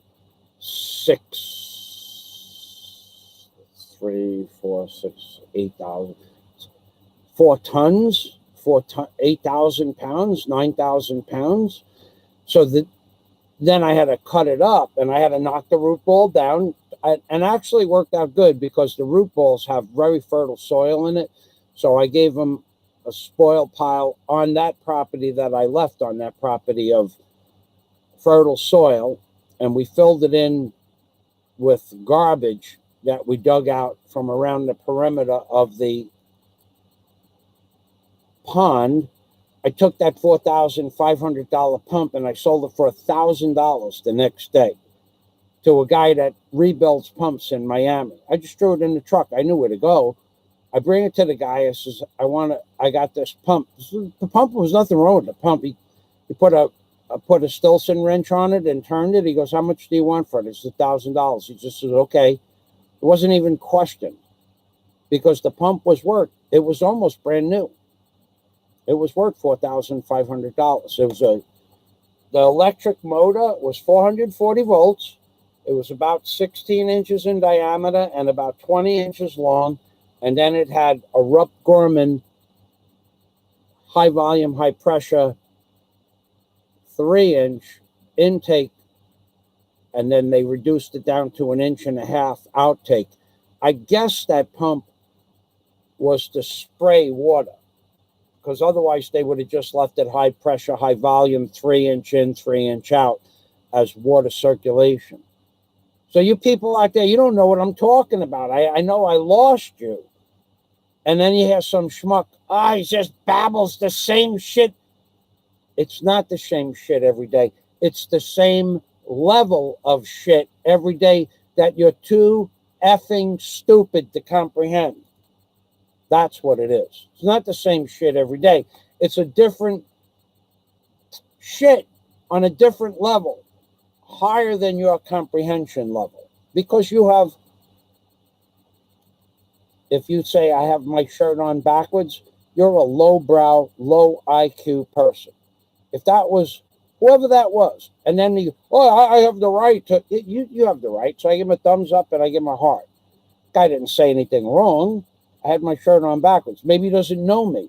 I had my shirt on backwards. But to say that everything I said in my video for 4 hours is bullshit, who's going to listen to a clown with their shirt on backwards? Let me tell you something, schmuck. In my life, on my construction jobs, for companies that I owned outright, I didn't have a boss. When I told somebody to do something, I explained it to them one time. If I liked them, if they were my childhood friend, sometimes 2 or 3 times. After that, they needed a new job. That's who listened to me. People that worked for me listened to my instructions. In the field I worked in, my instructions kept them alive and me from having a serious accident occur on my job. Not following my instructions, they could get seriously injured on a barge or working under a crane. So those are the people that listen to me. The people that wanted to go home without getting injured and possibly fatally injured working under a crane, and I'm operating the crane. Those people listen to me. And some schmuck comes on and says, I have my shirt on backwards. Who would listen to you? People listen to me when they work for me. If they don't work for me, I don't expect them to listen. I have no right to be a YouTube monitor. I have no right to be that. I have no right to tell other people what to do on YouTube. But if you're going to come on my channel and critique me, I have the right to throw you off or I give you the opportunity to show me something you've done. I'm not kidding about this. That's why my channel goes uninterrupted when I do these little dissertations. Don't give a shit about you people. You people didn't put me, you say shack, I say home. You people didn't put me here. You people didn't buy my house in Key Largo. You didn't buy my property in Tavernier, Florida. You didn't buy my property on Hibiscus Street up at mile marker 101. You didn't buy any of that shit for me. You didn't buy my Ocean Racer, my backhoe, my Bobcat, my drill rig, my barge, my cranes. You didn't buy any of that shit for me. My Anna Capri, you bought nothing for me. You have no right to ask or tell me what to do. And that's how much respect I give the piece of shit that said you have your shirt on backwards. Show me something you have done besides make a properly written. The guy made a properly written retort, which was basically fucking useless. He was saying, I'm a fucking millennial. I can cry if I want. That's what I got out of that. And I gave him a thumbs up and a love button. Fucking people. The censorship, says Scott Del Fuego. We're going to end this right about now anyway. Thank you, everybody, for coming, anybody that's watching. The censorship by the big tech is becoming open warfare against traditional U.S. Okay, so let me get a manslayer. And I see people all over YouTube using my catchphrases. You're allowed. I give you permission. When I say a real man walks backwards, how many times do I have to hear somebody critiquing? It doesn't make you a real man to walk backwards. Well, it does to me. It's my opinion. Real men walk backwards. Now, the guys, commenters, channels that says walking backwards doesn't make you a real man. Why is that? Why is it that walking backwards does not make you a real man? Can you walk backwards? A kilometer backwards at the hottest time of the day? Can you do that? That's what makes it a real man walking backwards. 1 kilometer backwards on the hottest part of the hottest day of the year without stopping at all for 1 kilometer. That is an accomplishment that most men my age, 65 years old, could not do. So crying about me saying real men walk backwards 1 kilometer on the hottest day of the year does not make you a real man. It makes you a millennial crying in the wilderness. And I could do it again tomorrow.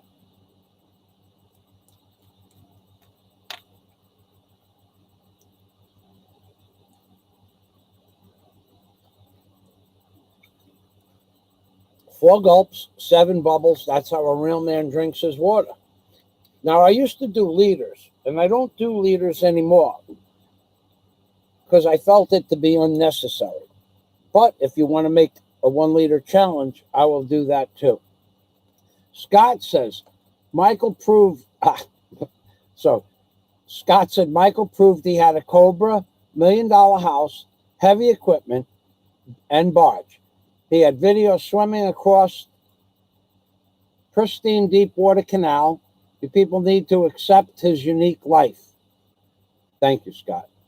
People need to watch and understand the tenacity and ability and strength of ownership of tools a life like this required. You have no idea. Scott just touched on one of my favorite subjects. I'm going to go back. You people refuse to recognize reality. So I also have a saying. Sweet Cake still here. Thank you. LaRue, welcome. Good afternoon, honey. We had fun on Dennis's channel last night. Yeah, LaRue? And I spoke with Warren this morning.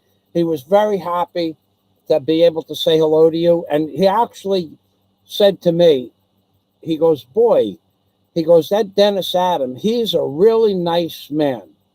So what I did was I explained to Warren why Dennis Adam is such a well-mannered and nice man.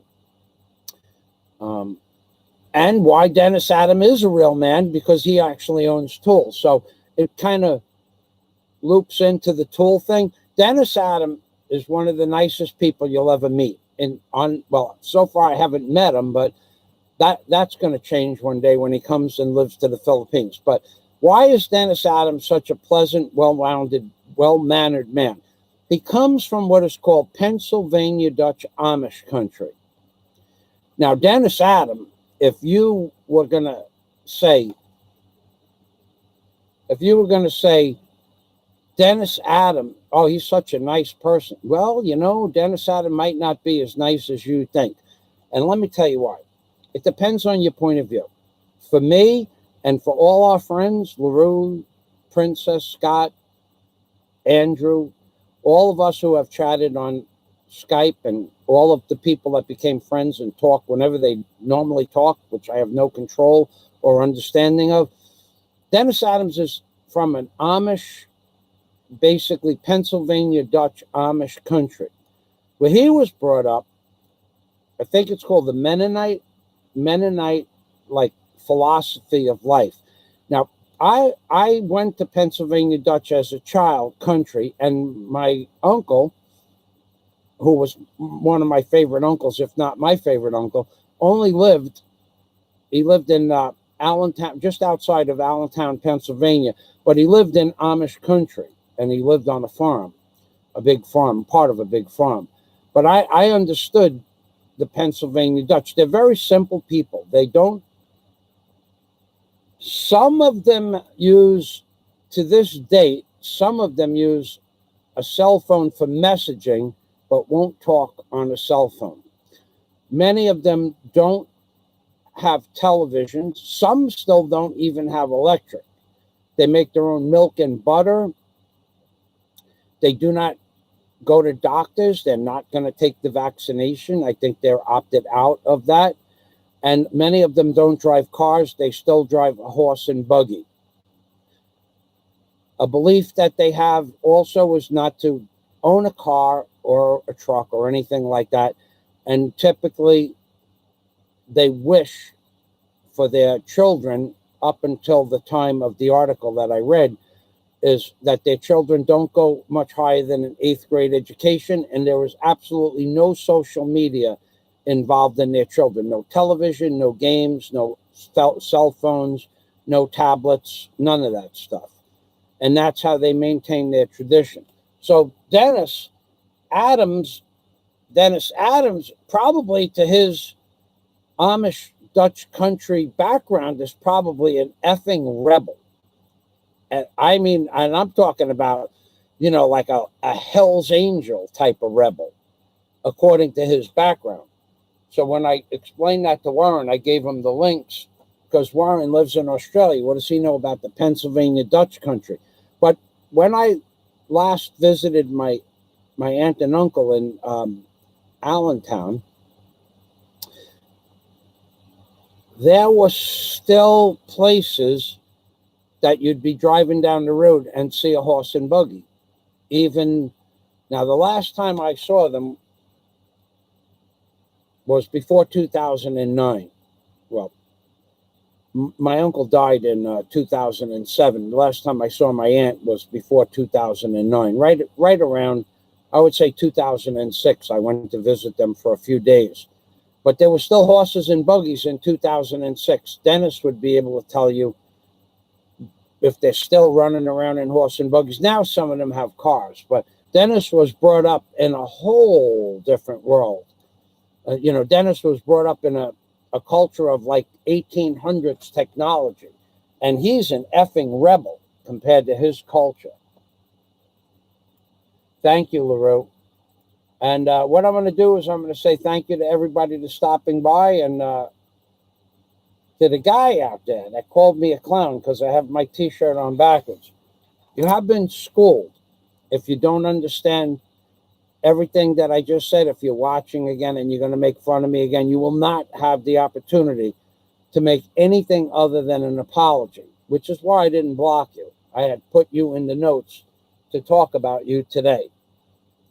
An insignificant, worthless little troll on YouTube condemns somebody because they have their shirt on backwards, who has no content, no subscribers, no like videos, no like channels on his page, which is what the underachievers of YouTube basically have as their foray of videos.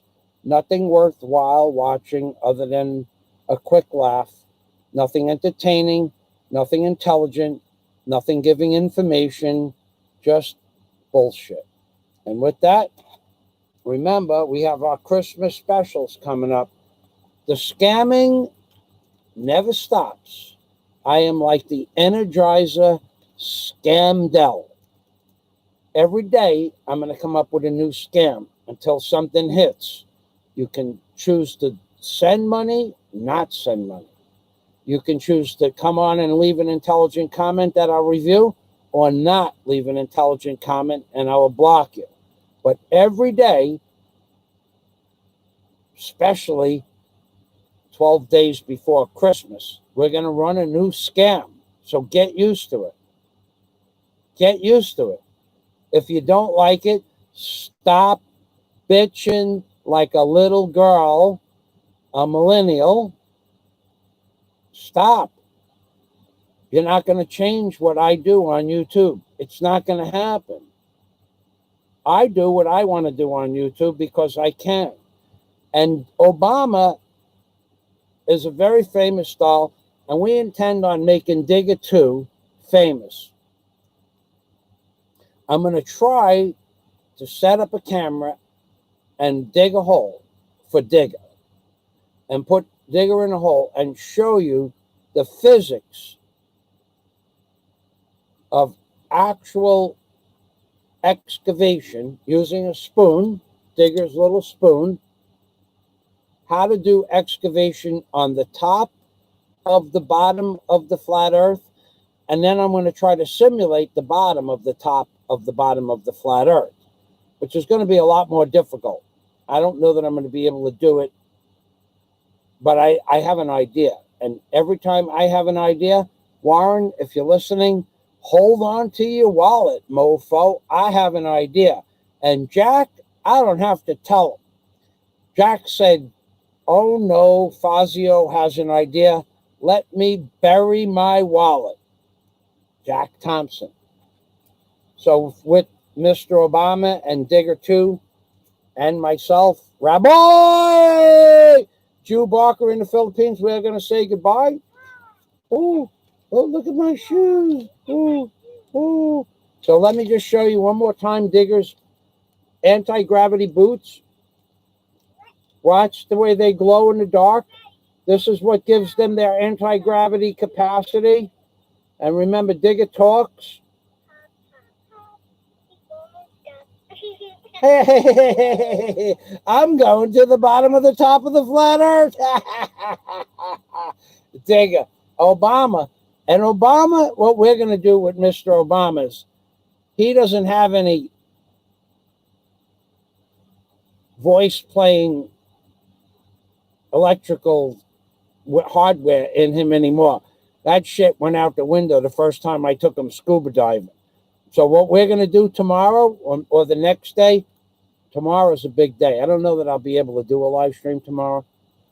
But what we're going to do with Mr. Obama, we're going to bury Obama. And we're just going to leave him, I guess we'll bury him just up to his ears, like this. And then I'll take Mr. Obama's leash out, and then I'll pull him out of the hole. See, the problem is I don't have any sand yet on the job. Everything is hard packed. So, and then I'll be able to save Mr. Obama by yoking him out. Just like I took him surfing on my 65th birthday. You could look up Mr. Obama goes scuba diving, or real men go scuba diving on their 65th birthday. So I took Mr. Obama, always take Mr. Obama out to the ocean. He's always a blast. And I dragged him along the side of the boat, but I dragged him face up like this on his back. And he looked like he was body surfing along the side of the boat. And he was bouncing around like a water skier that skis on their feet, how they ski on their back, and then they ski on their chest, and then they ski on their feet, like that. I had Mr. Obama doing tricks. And Digger, I'm not going to put Digger. Digger is an expensive doll. It's called a Baby Alive doll. Whoa! The anti-gravity boots alone are a big option for it's called a Baby Alive doll. This doll is $36 in the Philippines. In case you don't know what $36 in the Philippines is, it would be about 3 days' pay for a mall worker, all of their pay. It would be about a year's savings.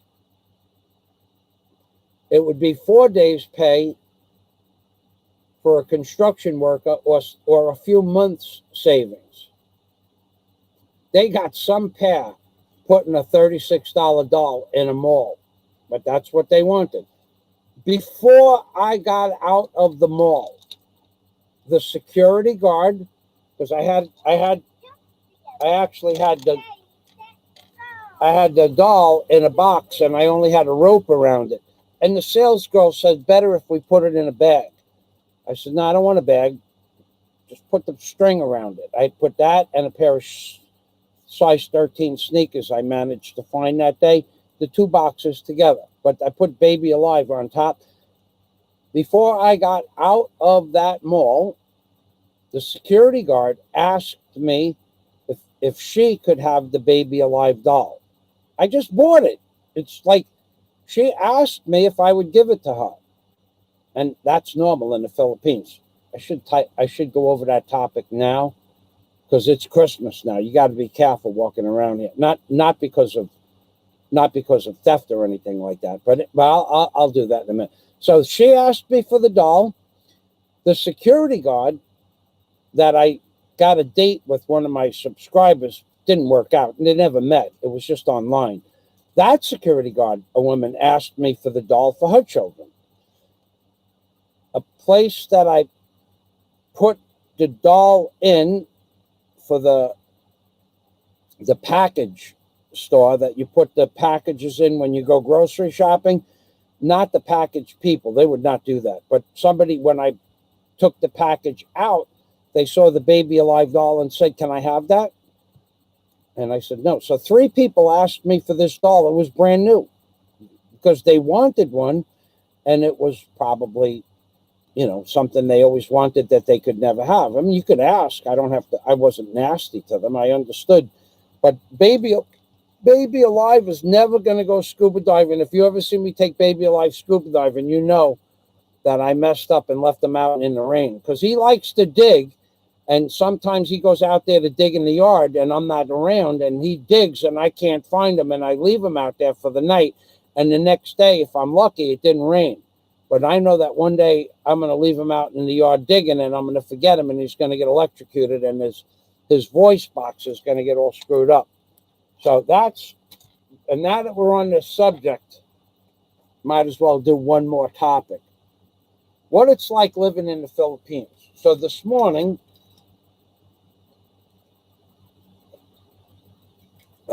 we're coming into what they call Mali Pasco, Merry Christmas season. And I am going to tell you that living in the Philippines, every time you say hello to a Filipino and stop to talk to them, not every time, but 99% of the time, and that's legitimate.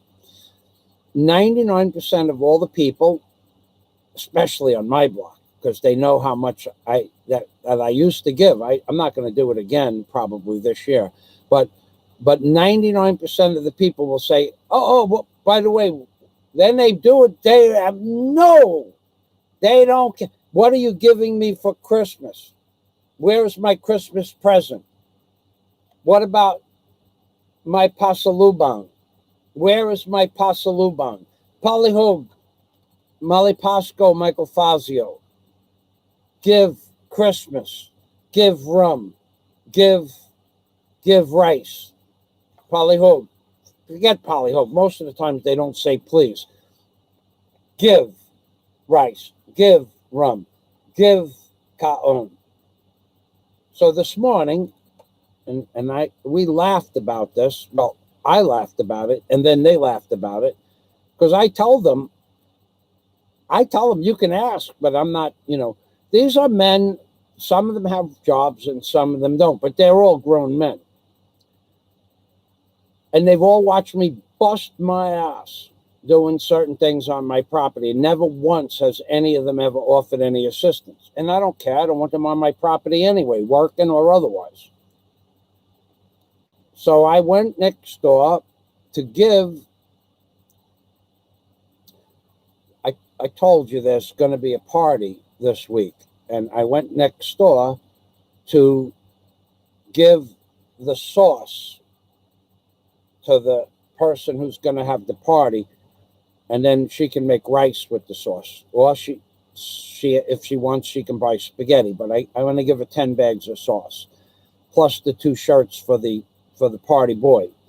So and he wants a bottle of rum.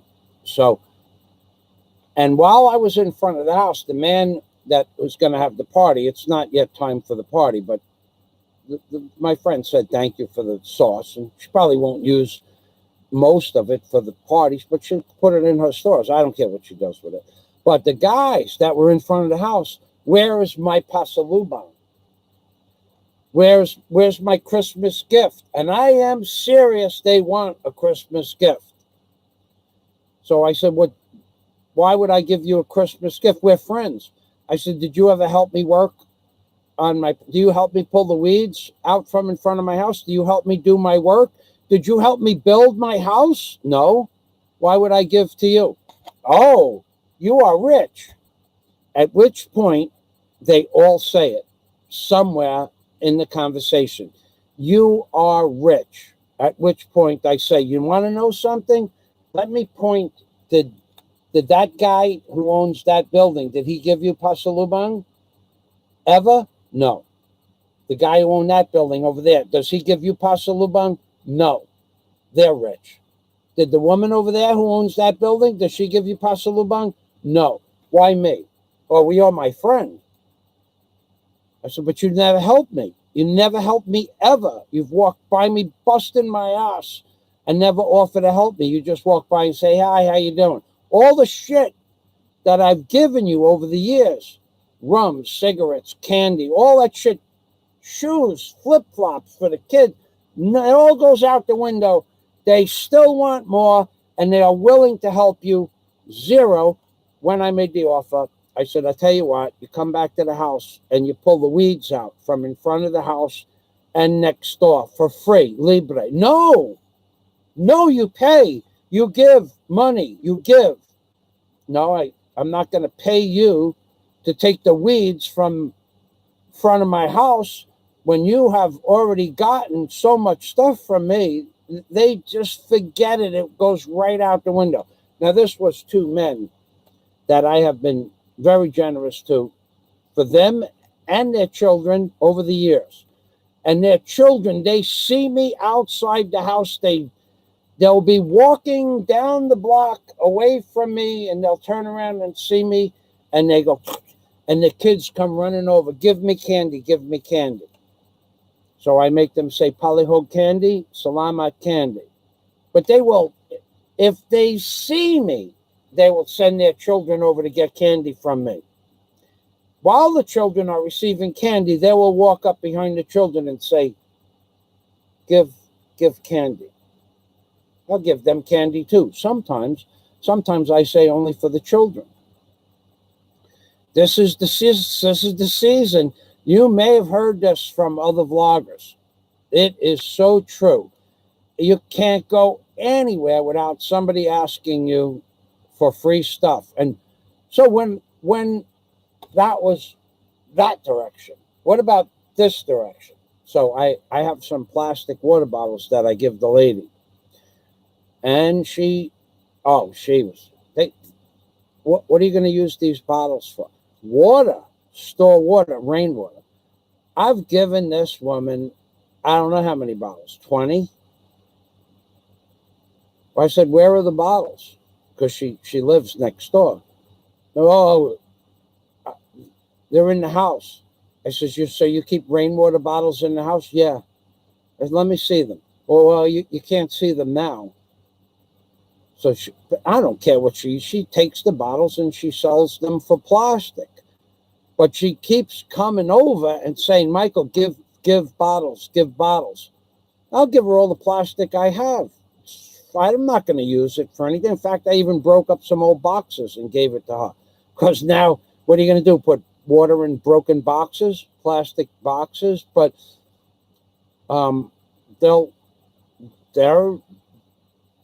so when I went next door that way, I said to the guys, now I give them candy. This way I give candy all the time because those are more closer friends. This way sometimes. So I said, how much pasalubong? You want to hear? You want to take a guess? Somebody want to take a guess? How about $10 for each person sitting in the circle outside, enjoying themselves? So they all wanted $10. So that would have cost me $50. I don't have that wish, want, will, or desire. And when I said to them, what have you given to me this year? Anything free? No.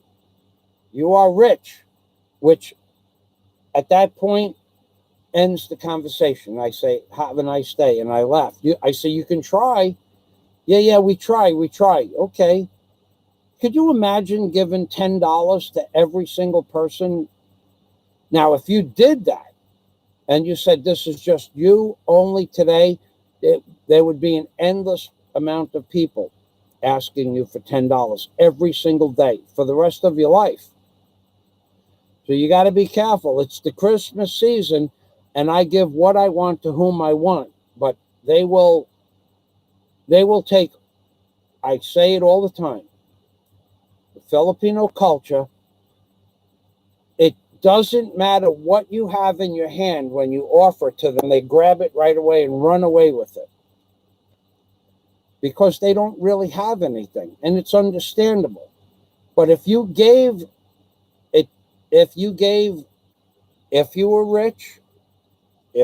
rich, and you had an extra $10,000, and you gave out every single person, there's 100 people on the block, roughly, men and women and children.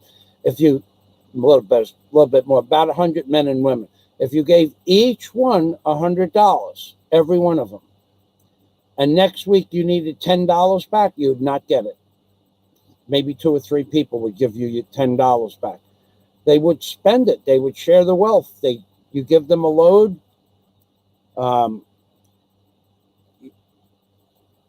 When and if you're dating somebody, they ask you for a load, right? So a load is for your phone. How much? 200 pesos, $4. You give them a 200 peso load, and let's say now that should last at 10 pesos a day, 40 days, right? You see them the next day or the day after that, and they say, Mike, give me load.